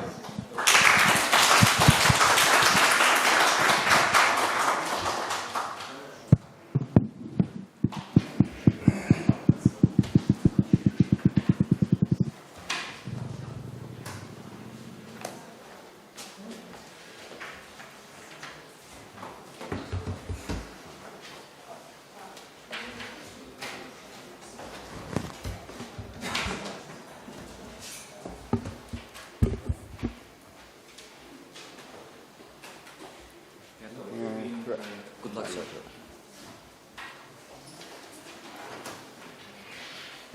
Hello, my name is Tol. I came here to represent the Wikimedia user group of Turkey, and today I'm going to introduce you a gadget called Editor, which is helping the Wikipedia editors to edit Wikipedia or doing some routine works as a moderation and administration works. So basically, Editor is a user-friendly gadget to take in the page, requesting speedy delay, creating speedy deletion requests or user block requests or revision hiding requests, such like this kind of their daily routine works for administrator and the patrollers. Yeah, same. So, why the editor is exists? I decided to code this gadget is because of I think we are all familiar to Twinkle, right? Twinkle, a gadget, 20 years old or at least. So the story is that I was trying to adapt the Twinkle to Turkish Wikipedia, and then I just realized that it was impossible. I did it, but it was impossible. It's because of there wasn't localization JSON files, or there wasn't translations. It wasn't multilingual. And then so I decided that maybe all the Wikipedias, not the big ones, big scales, we also have small Wikipedias, which doesn't have any this kind of gadgets. So I decided to code a gadget especially for the small Wikipedias to get all of these features easily. Yeah. So every day, as a patrollers or administrators, we have to deal with the requests, block requests, and the other things. As a patrollers, we have to deal with the vandalism and this kind of disturbing edits. So basically, while we are doing patrolling, we sometimes missing this chance to improve in articles.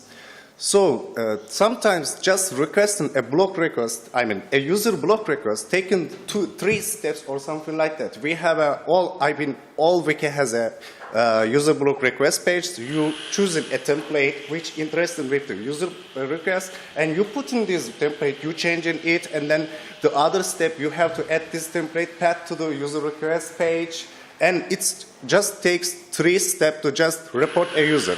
But with the editor, you can just go to the user profile and you can click the button, and then you can just request a user block, and it will be the right place. Yeah, better user experience. Yeah.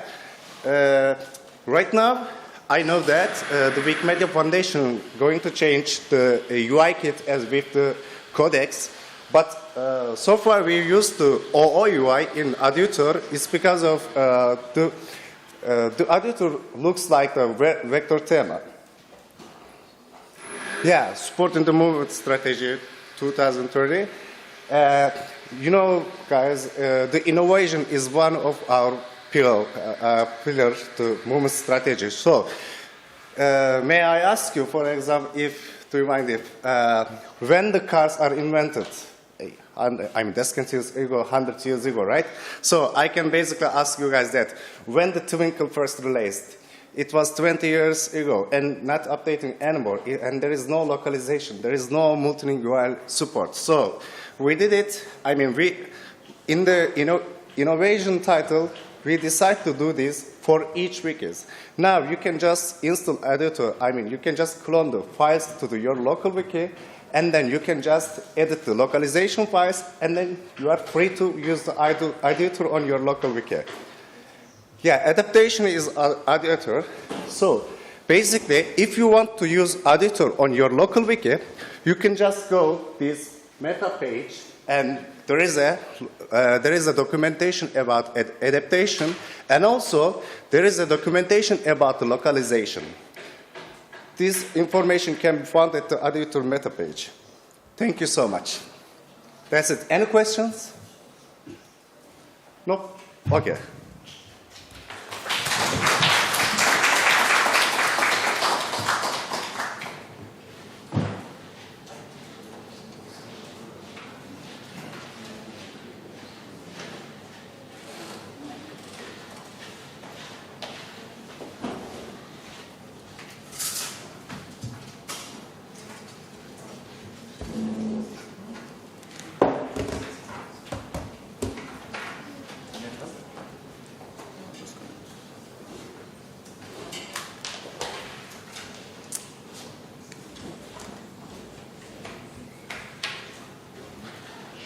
Do you need a converter? No.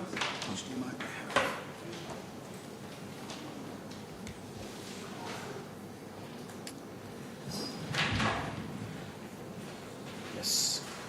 Okay. Hello.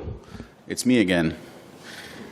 My name is Asaf. I work for the Wikimedia Foundation, and again, this is the slot that was supposed to be the grants workshop by Chris, but he couldn't make it. So I thought I would offer a workshop about Sparkle, querying Wikidata using the Sparkle language. And I know that many Wikimedians are aware that Wikidata can be queried, but Sparkle, the Sparkle query language, sounds like programming, sounds complicated, and my goal is to convince you in 1 hour that not only is it not that complicated, but my goal is that you leave this room with Sparkle superpowers if you don't already have them. Are you ready to get new superpowers? Okay. So before we start querying, let's remind ourselves about Wikidata. I'll try to zoom in so that you can see better.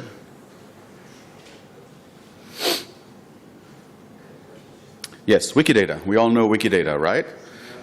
Let's just remind ourselves, I don't know, Q42? Ow.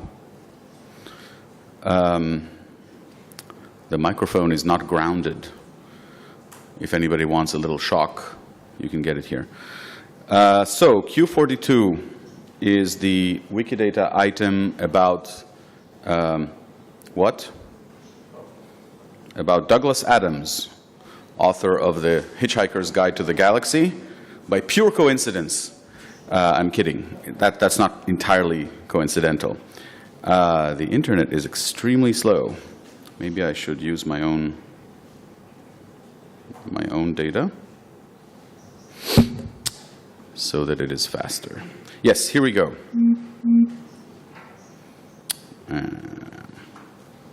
Yes. Okay. So, you know, this is what the item, the Wikidata item about Douglas Adams looks like. I'll enlarge it a bit. And we have a bunch of statements about him, right? Wikidata has an item called Wikidata, and the item has a series of properties and values. I hope this is more or less familiar. So, for example, we have a property called instance of. That's one of the most important properties in Wikidata. It answers the question, what kind of a thing is this? Like, most fundamentally. And of course, Douglas Adams is an instance of human. Now, you might think, well, he's an author, right? But he's not an instance of author. He wasn't born an author, right? Fundamentally, what he is a human. He happens to have the occupation, the profession of a writer and a radio broadcaster and other things, right? But he wasn't born a writer. That's not his essence. He is a human as distinct from a cat, as distinct from a mountain or a poem, right? Like what kind of thing is he? He's a human. And we have an image for him, and we have his signature on Wikidata, and we know his sex is male, his country of citizenship was the UK, etc., etc. I hope this is familiar. You've visited Wikidata before, right? So that's just what I wanted to remind you of before we get to querying Wikidata. Querying Wikidata starts in this page, which you can access right here on the side of every Wikidata page. There's a link to the query service, right? So you don't have to memorize the URL, but also it's easy. It's query.wikidata.org, and that takes us to this screen, which says, input a Sparkle query. The only problem is we don't know Sparkle. So I'm about to change that, but the Wikidata developers love you and want you to succeed. So they have given you examples. And we're going to take an example. Picasso said, good artists imitate, great artists steal, right? So let's steal an example. Let's take the first one. It's called cats. You're welcome to follow along on your computers if you like. The cats example gives us all the cats that Wikidata knows about. Why does Wikidata know about any cats? Because some cats are notable. Some cats are notable. I will prove this to you. Let's run this query using the play button. We don't understand the query yet, but we can run the query, and we see that we have 212 results in half a second. There are 212 cats Wikidata knows about. There are many more cats in the world, but most of them are not notable. But there are 200 cats that Wikidata knows about, and my favorite one is Gladstone the cat. Gladstone the cat is an instance of house cat, so you can see that indeed Wikidata gave us cats, and this is what he looked like. Aww. But this cat is notable because he had a job, occupation, mouser, right? He was catching mice. Now you might say, well, many cats catch mice, but he was employed by Her Majesty's Treasury. In fact, he had the position Chief Mouser to Her Majesty's Treasury between 2016 and I guess he's still the Chief Mouser. And he lives at the government offices at Great George Street, and of course he's named after the Victorian Prime Minister William Gladstone. In short, he's a notable cat. All right, so we got a query that gave us cats. Now let's try to understand how that happened. The results of the query come in a table here that has two columns, item and item label, right? Item gives us just Q numbers, just the IDs of the Wikidata items, and item label gives us a human name, a readable name in English in this case. That's the results. Now, how did we get there? This query is only 7 lines, and we're going to understand it immediately. The first line, very simple, is a comment line. It's a comment, meaning it's not for the computer, it's just for us. Okay, it starts with this hash mark, pound mark, whatever you call it, right? Anything I put after it does not matter. It's just for us to remember what this code is about, because other than this line, there's nothing here that says cat, right? So that's just for us to remember what we were talking about. But just to prove to you, I can change this to say dogs and run the query again, and I got the same 212 results with the same cats, right? Just to prove to you, it really doesn't matter what I say here. I can also say Asaf, and it'll make the same result. So let's return to cats. Okay, line 1 we understand. Line 2 is called the select line, and that is the line that tells the query engine what we want to receive, what results we want. In other words, what columns our result table should contain, right? And as you see, it says select question mark item label. And indeed, in the results, we have precisely those two columns, right? Item and item label. So later on, when we want to add more columns to our results, we will need to change the select line. Next is the third and final part of this query, and it's called the where block. The where block. You see the line says where, and after it is a block. A block is surrounded by curly braces, right? These curly braces together are a block. So we have a comment, doesn't matter. We have a select line, and we have a where block. So really 2 parts are necessary for the query, at least. A select line and a where block. And the reason we have a where block is that every query of Wikidata is essentially telling the engine, out of all of Wikidata, which has 100 million items, right? Out of all of that, 100 million items and billions of individual statements, right? Out of all of that, I only want those where a certain condition is true. Okay? The where block is where we say what specific part of Wikidata we want, because we never want absolutely all of Wikidata. That is meaningless. So this is where we say, what do we want to get in return? So inside the block, let's zoom in. Let's forget about line number 7 because it looks too scary, right? So let's just repress that, sweep it under the rug. And we have 1 line left, and it has 3 elements in it and a full stop, right? It has this in the middle, it has that, and a full stop at the end. And of course, we already know this is a comment, doesn't matter, the computer doesn't care. Okay? What are these three items? Sorry, these three elements of the line? They are precisely the three core concepts of Wikidata: item, property, and value.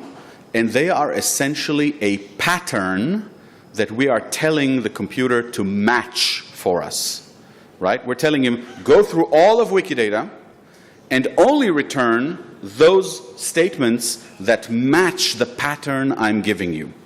Okay? I'm putting a comment here just to remind us. This is the item, this is the property, and this is the value. Okay? Can everybody see? I mean, I'm making it as zoomed as is practical, but I realize it's a little difficult to see in the back. By the way, there is a recorded 2-hour version of this tutorial, double the length of today's session, so you can watch it. I have already shared the link yesterday, but I can share it again, so you can watch it later comfortably when you can. Anyway, so three elements: item, property, and value. What are we telling the Wikidata engine here? We're telling it, look, am I looking for a specific item when I'm looking for all the cats? Am I looking for a specific QID?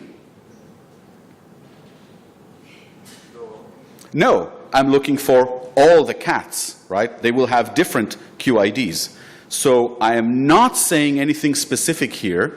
I am instead using a question mark and some name. In this case, the name is item, but actually I could just call it cat.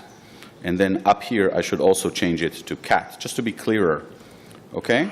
So I'm saying, look, I'm not looking for a specific QID. Whatever QID you find is okay. Let's agree that whatever QID it is, we'll call it cat, question mark cat. And that is how you define what's called a variable. A variable means it can take all kinds of values. Okay? We're not looking for a specific item, but we are looking for a specific property. In this case, property 31. The query engine speaks in numbers, not in human speak. Numbers. What is P31? Well, we can hover over it to be reminded property 31 is instance of. Remember, that's the basic type of thing an item is on Wikidata. So we're telling it, I want everything on Wikidata that has property 31, instance of, with the particular value Q146. What is Q146? Cat, correct. Right? Q146 is house cat. Okay? That's the pattern. I'm saying, I don't care what the ID is, what the Q number is, but I do want only those items that have an instance of with the value cat, leaving out all the instance of human, all the instance of river, right? All the other stuff on Wikidata. Only the items that match this pattern, instance of cat. And then a full stop just says, I'm done with this statement. Don't forget the full stop or you will get an error. So let's run this again. And same query, same results, but you see that the columns are now called cat and cat label because I changed my select line. Any questions about this? We have to understand this before we move on, so please don't be shy. Any questions about how that line expresses get me all the cats? Clear. Great. Question to you. Do you feel you now know how to get all the dogs? Yeah. How would we get all the dogs? We need QID. We need what? QID for dogs. Try what? We need QID.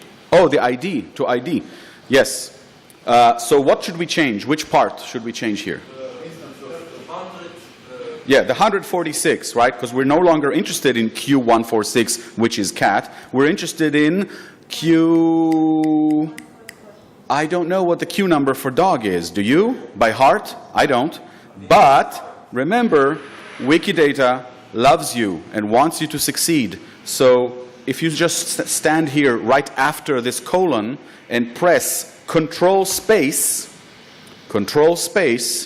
You can just start typing in human speak and say dog.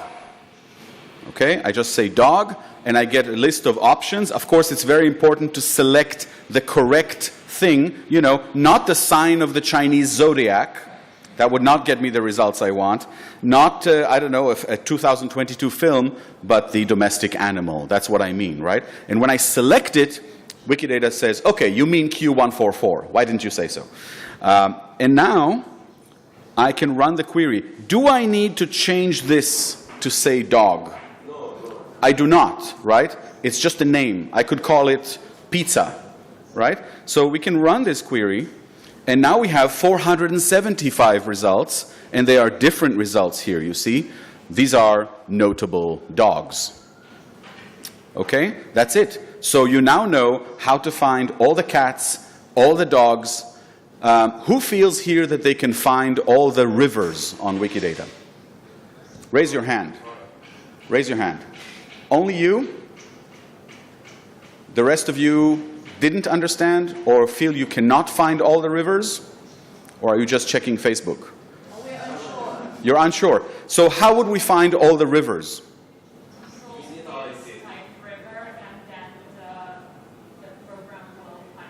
Yes, I mean, it is literally the same. All the cats, all the dogs, all the rivers. I just need to change what instance of I'm looking for. I press Control Space, I say river, meaning the large watercourse, and I click Run, and I will get all the rivers that Wikidata knows about. That's more than 300, 400 things. It might take a little while, but that's how you do it. Okay, so you already now have the power to get all the X that Wikidata knows about. That's your first superpower. All right. Yes. Yes. Sorry? Why Q? Excellent question. Why do all the items on Wikidata start with Q? So the properties start with P because P stands for property, right? But Q does not stand for item, right? Q stands for kamarniso. What? Wikilove story, yes. Kamarniso is the wife of Denny Vrandecic, who made Wikidata. He met her, by the way, at Wikimania 2011 in Haifa, Israel, which I co-organized. So I'm indirectly responsible for Q numbers, because that's how Denny met his wife.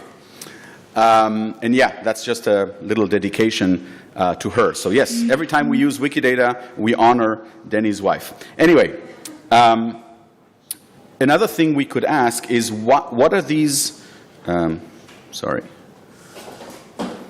what are these prefixes before the Q number? It says WD:, right? That stands for, I'm sorry, my computer is having a little crisis. Let's close some windows. WD: is a prefix that stands for Wikidata. WDT: stands for Wikidata property. You have to use those or you will get an error. Every time you mention a Q number, start with WD:. Every time you mention a property, start with WDT. T, like proper T. Remember how funny I sound? T for proper T. That'll help you remember. All right. And my browser crashed. Let's do this again. All right. So we know how to find cats, how to find dogs, how to find rivers. Great. Now what? Isn't that everything? I mean, now we can find absolutely everything, right? Wrong. What if I want to find Georgian poets? Georgian poets. What I learned so far isn't enough, right? Because I cannot just say, get me all the instance of Georgian poet. Nobody is born a Georgian poet. Arguably, there's a romantic notion that poets are born. But, you know, we already said, humans are just humans, instance of human. Additionally, they have country of citizenship, Georgian. They have occupation, poet. These are different properties. So it is no longer enough to just change this value here.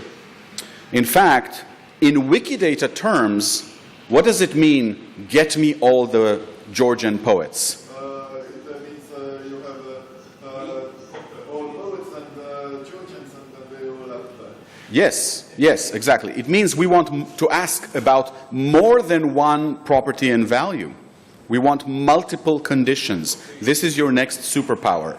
So what we want in Wikidata terms is instance of human, right? Country of citizenship, Georgia, and occupation, poet, right? In terms of properties and values. That's what we mean. I mean, in natural language, we say, I want all the Georgian poets. But before we turn it into a query, in our mind, we have to break it down into what does it mean on Wikidata? How is it expressed? How is it modeled on Wikidata? And if we're not sure, by the way, we can just go look up a Georgian poet that we know on Wikidata and see how it is modeled. So let's do that. So we want instance of P31. Instance of what? Not poet. Human. Human. Human is Q5. This one I do remember. Okay, Q5. Human. And let's change the comment so it's less confusing. Human. Now, how do we add another condition? Very simple. We press the Enter key. New line, new condition. Now, in this condition, let's, I don't know, call it poet now, our variable. Let's call it poet. And we change here as well, don't forget, poet. Now, what do we do in the second line? Remember, this is a pattern. Item ID, property, and value. So I need to have another 3-element pattern. Am I looking, in this second line, am I looking for a particular QID? Am I looking for a particular QID? Occupation or country? Am I looking for a particular Q number? No, I am not. I'm looking for all the Georgian poets, remember? Just like I was looking for all the cats. I'm not looking for a specific ID. In fact, I will almost never look for a specific ID, because if I already have the ID, I can just look at it on Wikidata.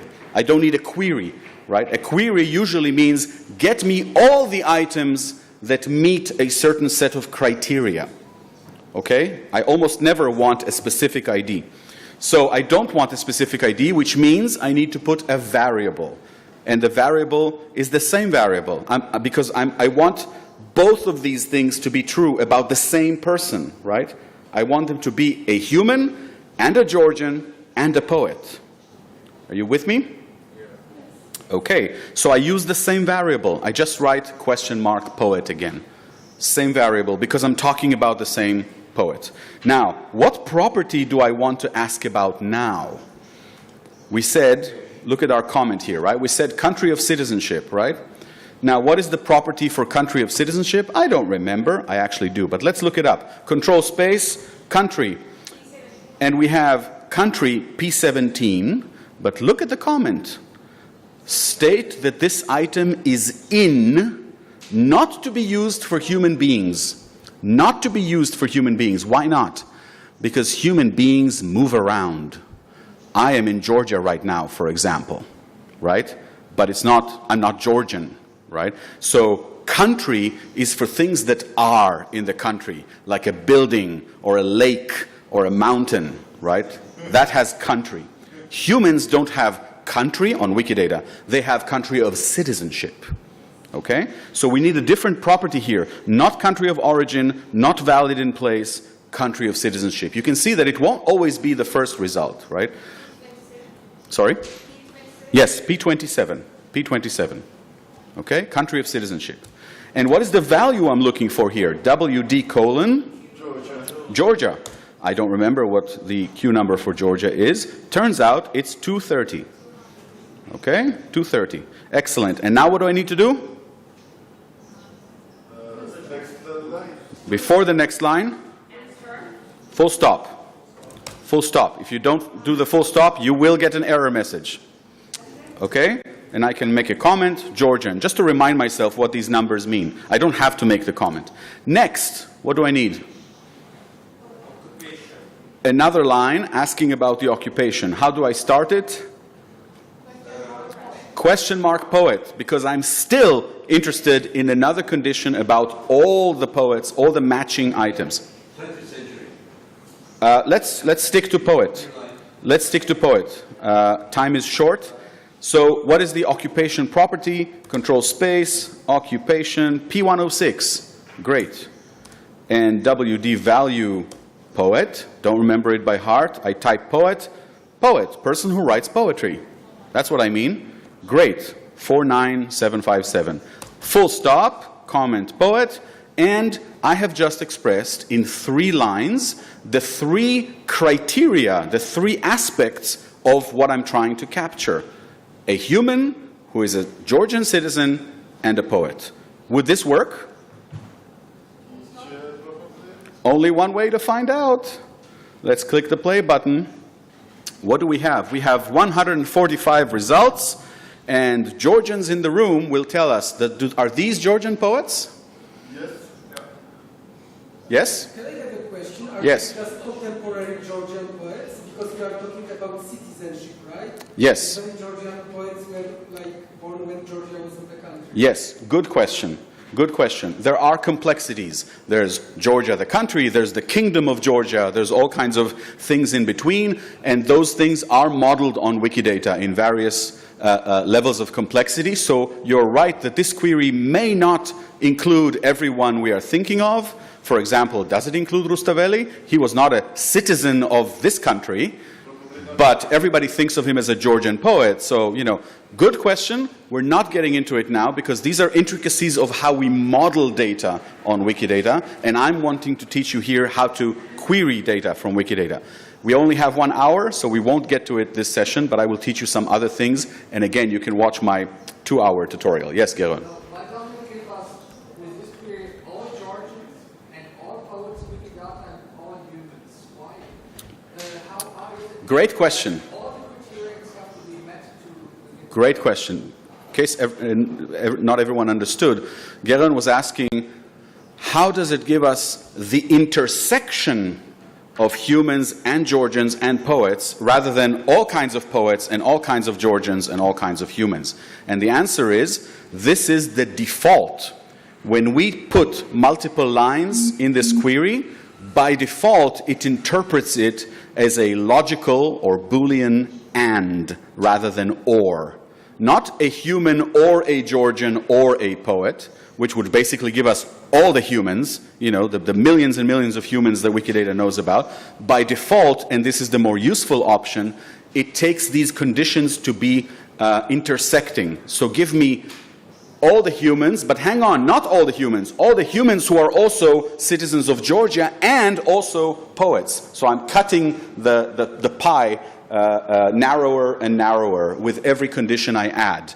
Now you might say, but what if I do want a union rather than an intersection, right? What if I want poets or journalists, right? We'll get to that. I'll teach you how to do or. But by default, when we just add a line, we are adding an additional constraint, an additional condition over...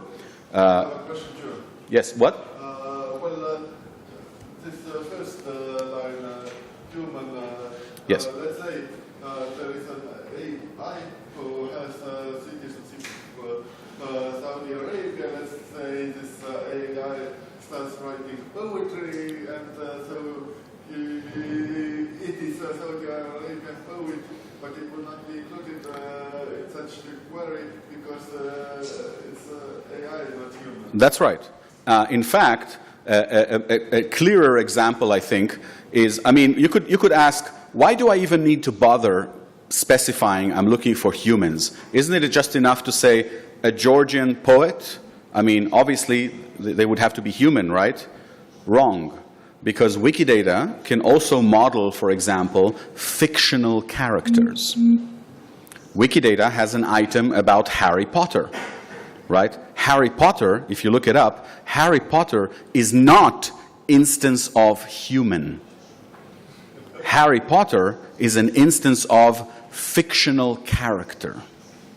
And there is a big difference. I mean, sure, in the books, Harry Potter is a human, but from our perspective, our reality-based perspective, he is a fictional character. And it's a good thing that on Wikidata, fictional characters are modeled as fictional characters and not as humans. Otherwise, if we start asking Wikidata things like, I don't know, who is a politician from, I don't know, Georgia, we might get some character in some political thriller set in Georgia. We probably don't want that. Usually when we ask who are some poets from Georgia, we are talking about real, living poets, not some character in some book. So that's why we do include the line, instance of human. If we didn't, we might have gotten some fictional Georgian poets if Wikidata knows about them. Okay? So remember, if you're querying for any kind of actual human being, always include this line, instance of human. Yes? Since, if I understand it correctly, range of property defines the range of what's possible when it comes to querying. Is there a page where I can see all the property? Yes. Yes. There is a page on Wikidata that lists all the properties. There's also a tool, because there are thousands of properties, there is also a tool called the Property Browser. If I forget, after my talk, remind me and I'll share a link. And you can just start typing and it helps you find properties and properties by category, etc., etc. Okay, so this second superpower has made you tremendously more powerful. I hope you are not drunk with power, because you can now find not just all the X, you can find all the X that are also Y and also Z and also W and N. I mean, we used 3 conditions, but you understand that you could have used 17 conditions, right? In other words, you can now ask complex queries like, who are some football players who were born in Tbilisi, played for, I don't know, Manchester, and died in Berlin? I don't know, I just made that up. But it's a really weird question. By the way, it's the kind of question you cannot ask anything else. If you go to the university library here and say, who are some Georgian football players who were born here and died there, you know, the librarian would say, I don't know. I mean, I can give you a book of the history of football in Georgia or something, you know, but there's no easy way to answer such a question. But Wikidata has answers for that kind of question. In other words, with these superpowers, you can now begin asking questions that you never asked before because there was no one who could give you that answer. And Wikidata can. Is the power settling in your minds? You realize what kinds of things you can do? So we can now combine any set of criteria. We can ask for books that were published, you know, between this year and that year, etc., etc. It's already very powerful. Now let's learn a few more variations. For example, what if, remember we said we may want more data here. So I don't know these people, these poets. I really think I only know one Georgian poet, and that's Rustaveli. So what if we want, I don't know, to see what they look like? Wikidata has images for a lot of people, right? So I would like to see the image here. How can I do that? How do I add columns? The select line, remember? That's how I add columns. So let's go to the select line and add something called, I don't know, question mark image. Okay? Question mark image. And I run the query, and I still get 145 results. And indeed, there is a new column called image, but there's nothing in it. Why is there nothing in it? Because I just invented a variable called image, right? But I didn't tell the query engine, what do I mean? I mean, I could have written there pizza. Remember, those names are arbitrary. So I mean image, but the query engine cannot guess that. You have to point to the property that you mean. And the way you do that is inside the where block. Okay? The select line gives a name for the column that you want. But to put a value into that column, you have to somehow mention it here in the select line. And how do we do that? We say, so you know this poet that we're talking about, the human who is a Georgian, who is a poet? I also want this poet to have property P18, very good. Image, right? Now, what do I put here in the third place? The value. What would be the value of the image property? If you go to Wikidata and you look at, here's Gladstone the cat. This is the image property. What is the value of this property? It's right before you. What is the value here? Well, it shows an image, but the value is a file name on Commons.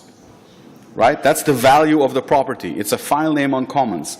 So, comprehension question. Am I looking for a particular value here? No, right? Unlike the previous lines where I knew what I was looking for, right? I was looking specifically for Georgia, specifically for poet. Here, I want whatever picture this person has, not some particular Commons file name. Are you with me? Yeah. This is different from the previous lines. And what do I do when I'm not looking for a particular thing? I put a... But what do I tell the engine when I'm not looking for a specific value?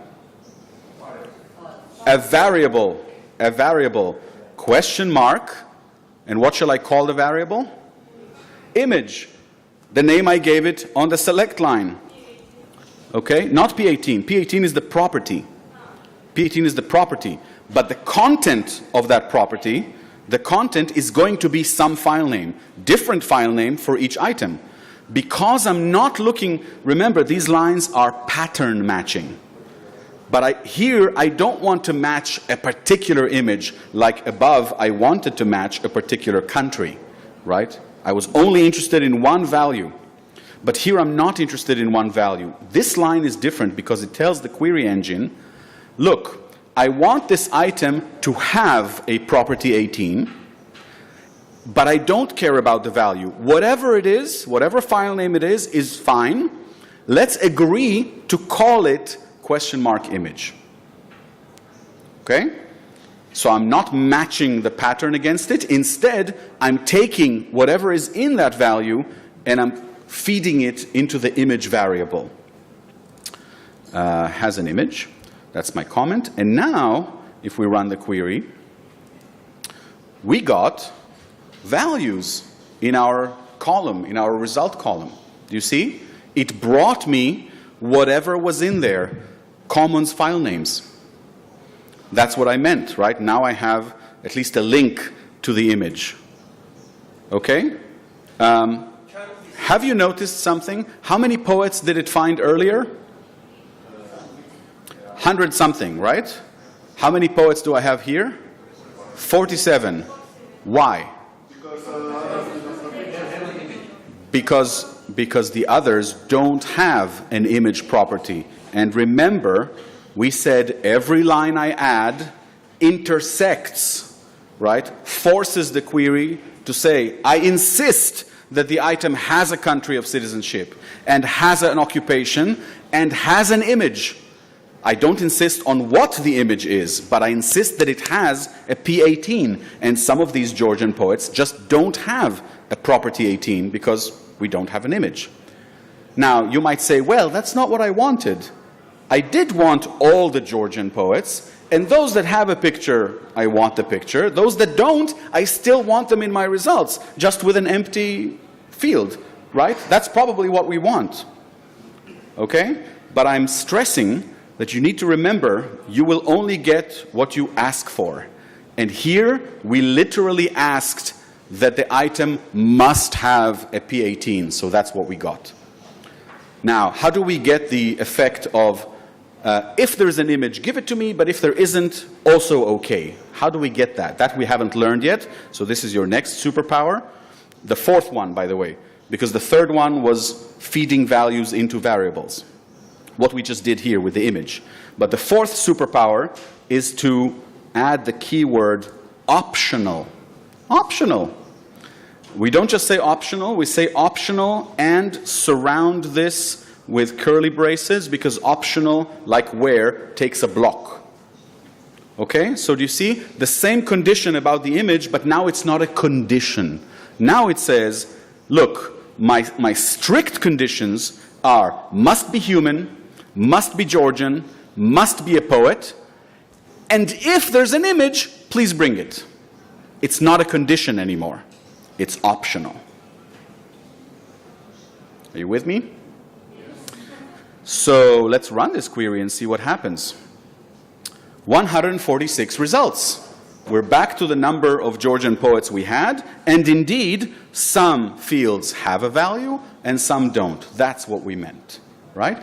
Now, wouldn't it be nice if we can immediately see these pictures instead of just get a file name? That would be nice, right? So we can click, have you noticed this says table?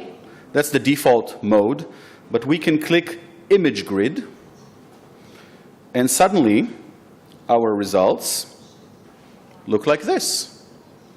Ta-da! Right? Are you drunk with power yet? No? You're ready for more? Okay. All right. So this is cool. So we know how to combine conditions. We know how to make them optional. Now, let's see. I promised Gereon that I would teach how to do an or. Okay? What if I want, I don't know, poets, Georgian poets, or politicians? Poets or politicians. Okay? I just want a list of poets or politicians. We don't know how to do that. I haven't taught you how to do that. Now, we know how to ask for politicians, right? Just like we asked for poets. We say poet, occupation, P106, and now whatever the queue number for politician is, right? Politician, 82955, politician. And what would happen now? 8 results. 8 results. Apparently, David IV was a politician and a poet. Fair. Okay, so I have only 8 results. This is not what I meant, right? Because I said poets or politicians. I certainly expected at least 147 results, probably more. So what we got, of course, was an intersection. People who are both poets and politicians. Not what we meant. How can we solve it? Again, with a new keyword, your next superpower, the word union. Union, right? That's, math style speak for or, right? Not and, or. And we say union between the things that we want to combine, and again, we have to surround them with curly braces. Don't forget the curly braces. So a block here and a block here. And now the union keyword, let's put a space line so that it's clearer, right? The union now tells me everything that matches this block or this block, right? Either or, I want it in the query. So now let's run it. And we have 896 results. Okay, so that's your new superpower. Now you can say, I want someone who is either a football player or a model, whatever, right? Great. Or, of course, we can do it, I don't know, either Georgian or French. I can combine all of these superpowers together. Okay, what is our next superpower? Just for fun, let's switch away from humans for a while. Oh, before we switch away, so we have come to a pretty sophisticated query already, right? And now Asaf wants to show us a different example, but we want to save this. This is so exciting. We want to show our grandmother that we made this nice query, right? So we have here, just above the play button, we have a link button. If we click that, Wikidata, which loves us, creates a custom short URL for us for this query, okay? So I'm just going to paste it in our, in our conference. I just pasted it in our conference channel, and now you will all be able to get this query, okay? Yes, to humans. Yeah. First line. Yeah. well, yeah, Georgian poets, etc.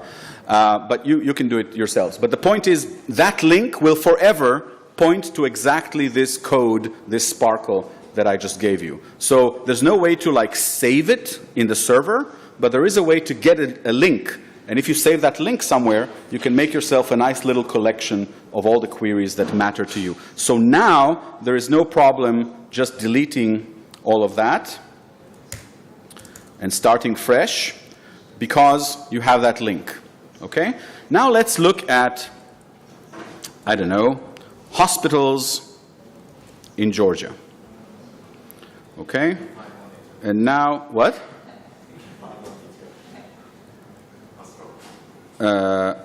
So let's say that our hospital, now the variable is called hospital, I'm looking for hospitals in Georgia. So a hospital would be modeled as instance of hospital, right? WDT P31 instance of WD colon hospital.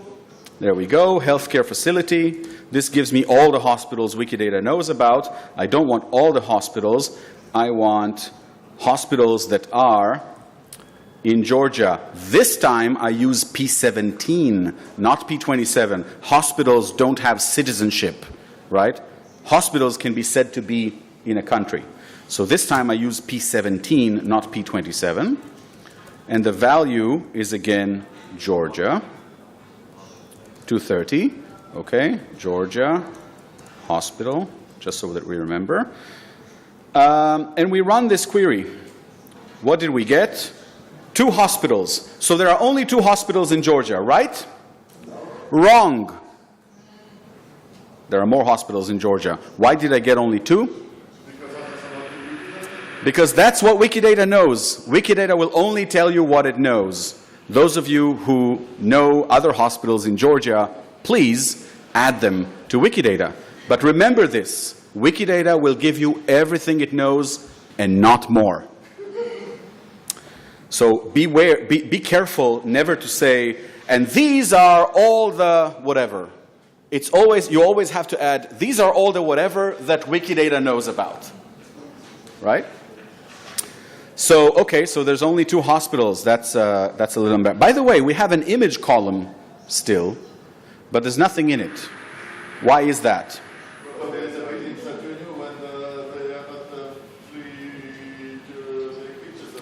No, that is not the reason. I didn't, my where block now doesn't mention image, right? The select line still mentions it, so there's a column, but I didn't put a value into it. I didn't tell the engine what value to put into the image. What I need to do is what? Who can help me solve that? If I want the images of the hospital. Question mark hospital. WDT P18 image. And then? Question mark image. Right? Image. And now? See? We do have images. We do have images for these hospitals, right? We can turn it into an image grid and see it. There we go. Okay, yeah, I mean, we still have only 2 hospitals that we know about, but we at least have results for them. Great. Now, let's... Space after what? Space and group point. This? Yes. I don't have to. I can do this. It's just easier for you to notice that there's a point there with a space. If it's close to the letters, you might miss it. I want to remind you not to forget the full stop. Yes? If I have structured data about every hospital in Georgia, are there instruments to automatically add them to Wikidata? Yes. I don't have time to demonstrate them, but yes. If you have... That's a great question. If you have a lot of data, like, I don't know, a list of 200 hospitals, and you don't want to start feeding them by hand, you have it in some kind of spreadsheet, you know, this is the hospital, this is the address, this is the phone number, whatever, and you want to somehow feed that into Wikidata, there are tools to do that.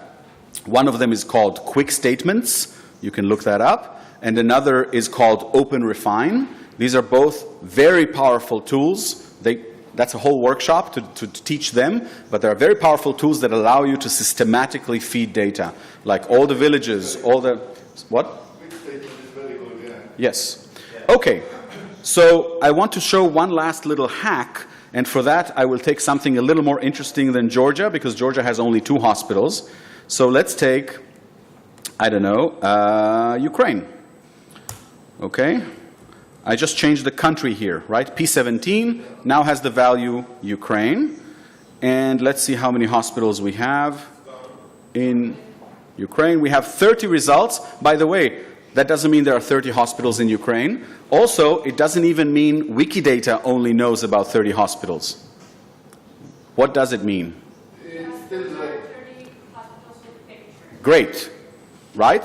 Because, see, I still have the image line here, and I did not make it optional. I did not make it optional. Oh, I'm sorry. Is there something we can do about that? Okay. All right. That's a bummer. Is it?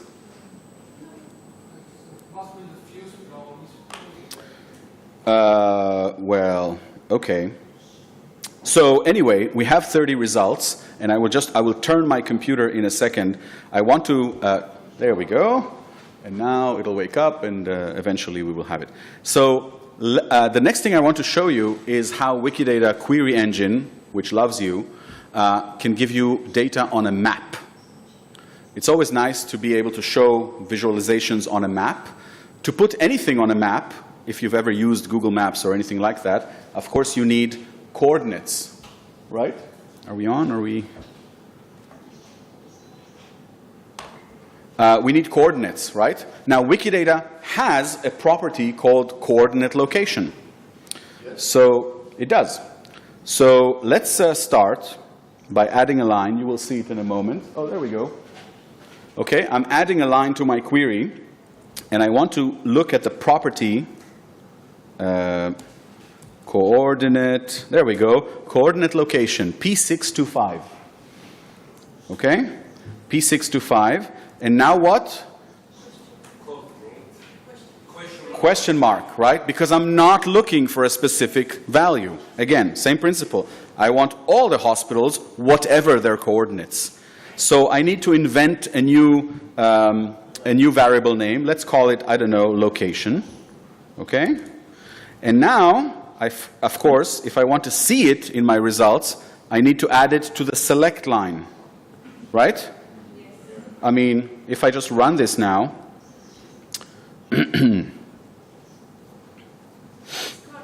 yeah, I still have 30 results? No, I have 25 results. Why only 25? Because the other 5 don't have coordinate location, and I demanded coordinate location. And it's not optional.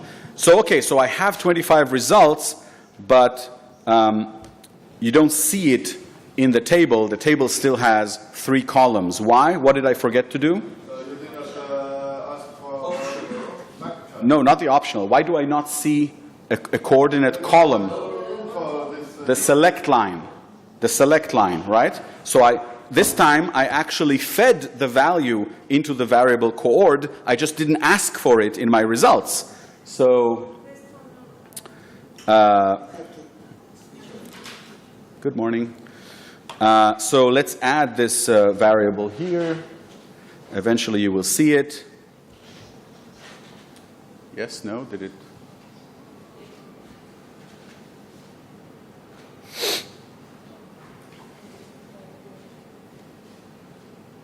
No?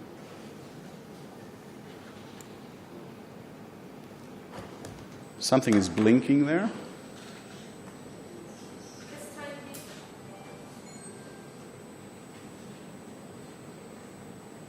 All right. I'm going to run the query, and I'm going to show you my results. So you obviously won't be able to read it, but you might be able to believe me that after these images, I have now a 4th column. And what does it say? It says point, and then literally the coordinates, 30 point whatever, right? Like literally the number, the coordinates by number. There we go.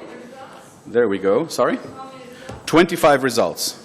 25 results. Okay, so now we have the coordinate location. However, most of us, when we see coordinate numbers, can't quite imagine where that exactly is, right? It would be so nice if we could just put it on a map. Now, you could take these numbers, go to Google Maps, and, start feeding that into Google Maps. Or you could click this and select Map. And ta-da! New superpower. We now have a map of all the hospitals in Ukraine that have an image and a coordinate location that Wikidata knows about. Right? Why is this cool? Not just because, hey, I have a free map, I can paste it into my presentation and whatever, but I can also instantly, without doing anything special, get a kind of an X-ray checkup of the coverage on Wikidata of certain things, right? There are more hospitals in Ukraine than this, and we can just look at it and say, oh, there's like literally no hospital documented in Khmelnytsky Oblast or something, We just with a blink of an eye, we can get a picture of how well or not well something is covered.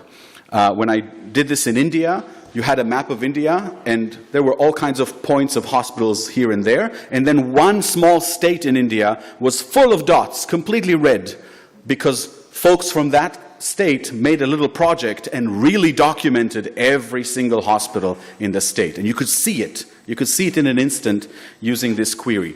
So, sorry? Was it Kerala, by the way? Yes, it was Kerala. It was Kerala in South India. Okay, good guess. So, now you have another superpower, right? Putting things on a map. But to put things on a map, remember, you can't just click map. You have to give it the coordinates. So you have to make sure that somehow you have asked about P625, the coordinate location. And of course, people don't have coordinate locations, right? Because again, we keep moving around. So, Okay, we have time for, 9 more minutes of superpowers? So now I want to teach you maybe even the most powerful superpower yet. You may feel, well, we know how to do already, in less than an hour, already so many things that we can do with Wikidata Query now, and you're right. But there is a kind of question that you don't know how to answer yet. And that question is, get me a list of all the politicians whose father was also a politician. That's a thing that happens sometimes, right? Political dynasties are a thing in every country. And maybe I'm interested. I know nothing about Georgian politics, right? Literally nothing. I don't know who the president or prime minister is or whatever. I don't know nothing. But without knowing anything, I can query Wikidata and just get an idea of how common or not political dynasties are in this country. Isn't that amazing? Pretty powerful question, and I cannot just ask that about any country I want. But how do I do that? So let's start. Let's share this just for fun. Let's share this link as well. Here. All right.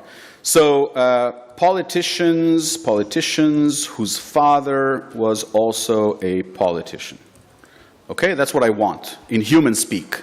Now you will help me translate that.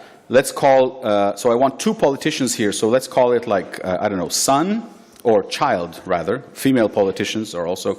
So child and child label, because I also want the name.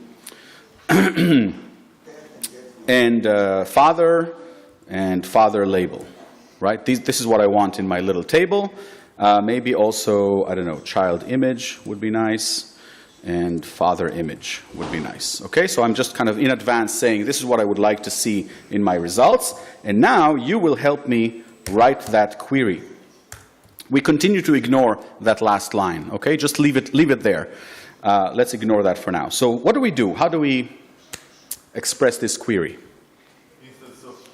Yes, we're talking, the child politician, the child should be P31 instance of Q5, right? Human. What else? The child should have occupation 106 with the value, I don't know, politician. There we go, 82955. Okay. Politician. Yes, yes. So we want the child to be P27, 230, was it? Right, Georgia? Yes, 230, right? Georgian. So now I have all the Georgian politicians, right? That's easy enough. Let's check that. I run the query. I have 747 results, and only the child and child label appear because I haven't put any value yet into my other columns. They're still waiting. Okay, so yeah, we have a whole bunch of Georgian politicians. For some definition of politician, it includes King David, whatever. Now what? How do I, the image. The image we also know how to do, right? The child should have P18 image with the value, what is the value? Whatever, right? I'm not looking for a specific value. Whatever it is, let's put it into the variable child image. Great. And now I run the query again, and I have not 700 politicians, but only 200 because many of them don't have images. So let's make it optional, like we know. And then we'll get 700 politicians again. That's all great. But what about the father? How do we make that connection? You add this line with the question mark of the parent, whatever you choose for it. Yes. So here's the key. Here is the key. The reason we don't actually know yet, we haven't learned how to express this query, is that unlike all the queries we've done so far, which kept asking about a property and a value of one particular item, right? The hospital had to be in Georgia and have a coordinate and have an image, right? The poet had to be a human and a Georgian, right? These were all properties of the same item. But here, if you think about it, we are trying to simultaneously make criteria, right, or impose conditions on two different items. We want the child to be Georgian and politician, and also some other item to also be a Georgian and a politician. That's the difference, right? So how do we do that? The key is linking this item, the child item, with another item. How do we do that? This child will have a property called father, right, P22, which would have the value of, the Q number of the father, assuming the father is notable. Now, am I looking for a specific father? No, I'm looking for all the fathers of these politicians, etc., which is why I'm using a variable here, like we've learned. But here's the powerful part. So we want them to have some father. And now, what do we do? We need politician father. Yes. So we must do that for father. Yes. Not special block. All we need is our next line says father, not child. Now we're saying my next condition is not about the same thing I've been talking about, the Georgian child. The next condition says whatever P22 said, whatever Q number it was pointing to, now I want to have criteria about that. That's the magic. That's the new superpower. So this line means that whatever is in property 22 of the child, of the politician, let's call it, whatever Q number it is, let's call it father. And now that we agreed we're calling it father, I can place additional criteria. And I can say the father should also be P27 Q230, right? Georgian. Right? Of course, I could change it, by the way. I could ask what Georgian politicians have, I don't know, a Russian parent, or I could ask questions like that. But I do want them to be Georgian as well, and I also want the father to be P106 Q82955, right? Politician. And that's it. That's what I wanted, right? And let's also have an optional image for him, right? So father should also have P18, and this time we need a different variable, father image. Right? And now, what do? We run the query, and Wikidata has told me, who knows nothing about Georgian politics, that there are at least these 4 pairs of child and father who were politicians, right? This Tsotne Gamsahurdia and Zviad Gamsahurdia, right? I mean, I never heard of these people, but I already know they are a political dynasty. Do you feel the power that this has just added? Because just like adding conditions kind of exponentially widens our options, now we have again exponentially added our options, because now we can say, give me all the painters who had a father who was a politician, who was married to a writer, right? Like 3 different items, or 5 or 17. We can make arbitrarily complicated queries now. And before our time is up, I just want one last thing to do with language, because we are a diverse region. So everything I've done here was in English, right? I was writing property names in English, I was getting results in English, which works for me, but not for some of you. What if I don't speak English, or I just want to use my terms? So let me share this link, because it's complicated, and you might want to look at it.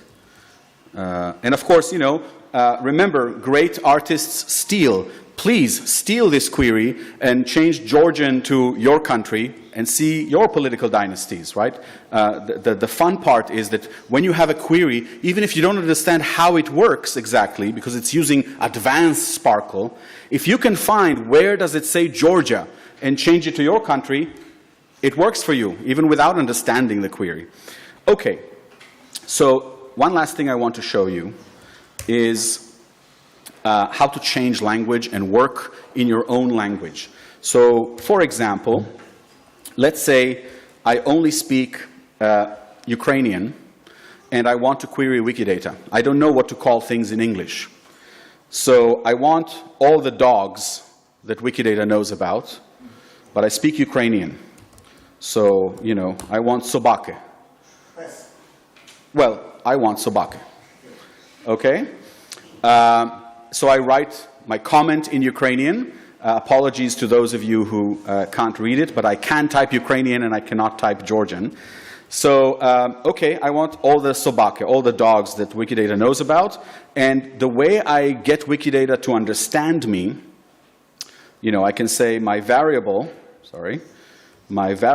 is called, let's say, sobaka, the dog. And I also want sobaka label. Unfortunately, this I have to say in English, because that's how that service, the scary line expects you to use English for that. So I say sobaka, that's, you know, in Cyrillic script, but with the word label. And now we know how to do this, right? It's not so hard. I just say my item, my variable sobaka, should have WDP, of course the numbers are numbers, right? P31 with a value. And now I don't remember what the Q number for dog is, and I also don't know the English word dog. I want to just write soba, and I have sobaka. Do you see? But that's not what I'm looking for, right? That's whatever, Leo Tolstoy's translation of Aesop's label. But I did get dog, domestic animal. So Wikidata did understand what I'm looking for through the aliases and labels that we have on Wikidata. But that's still not good enough for me, because what if I don't understand English and I don't know what domestic animal means, right? I want to be able to really look it up in Ukrainian. So here is what I'm missing. Here on the right, you have a language control. It says English. If I change this to Ukrainian, not Russian, Ukrainian, my interface is now all in Ukrainian, right? We have приклады, we have other things that, everything speaks Ukrainian to me now. And now, if I start searching and I say, in Cyrillic, Sobak.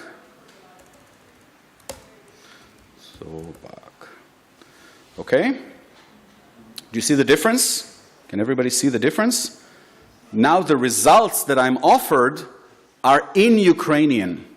I don't have to know the word domestic animal. I have pes, domashnya тварина, right? Domestic animal. Do you see? So same results, but the labels and the aliases are in the language I'm speaking. So all of you, whatever level English you have, all of you can query and use Wikidata in your own language. And if Wikidata doesn't get what you're looking for, it probably doesn't know a whatever, Armenian or Georgian or whatever your language is. It's missing the label. So you should fix Wikidata, and then you'll be able to query by that. So I click this, and of course the result is the same queue number, right? Because the queue number for dog is the same queue number across all languages. But I just wanted to show you that you don't have to, think of the English terms for everything. You can use your own language with Wikidata, and of course if I run this, it didn't work. Why did it not work?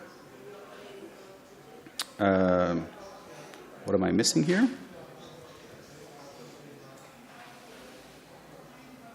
That's weird.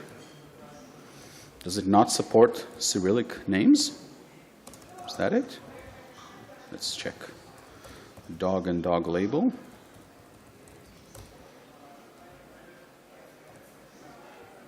No.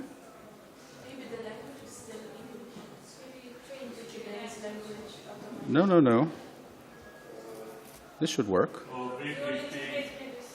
Sorry, what? P31. That's instance of. Oh, that prefix, you're right. Very good, very good.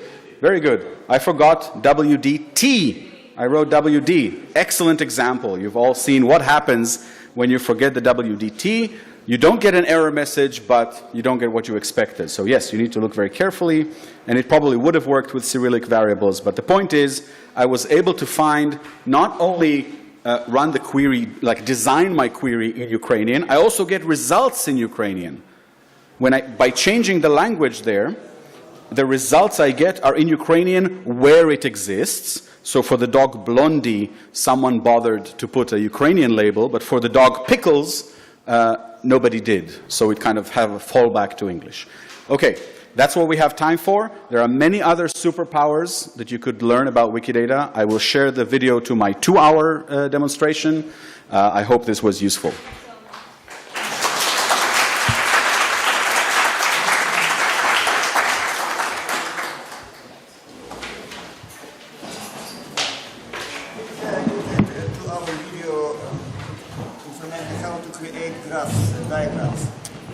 Yes. For what?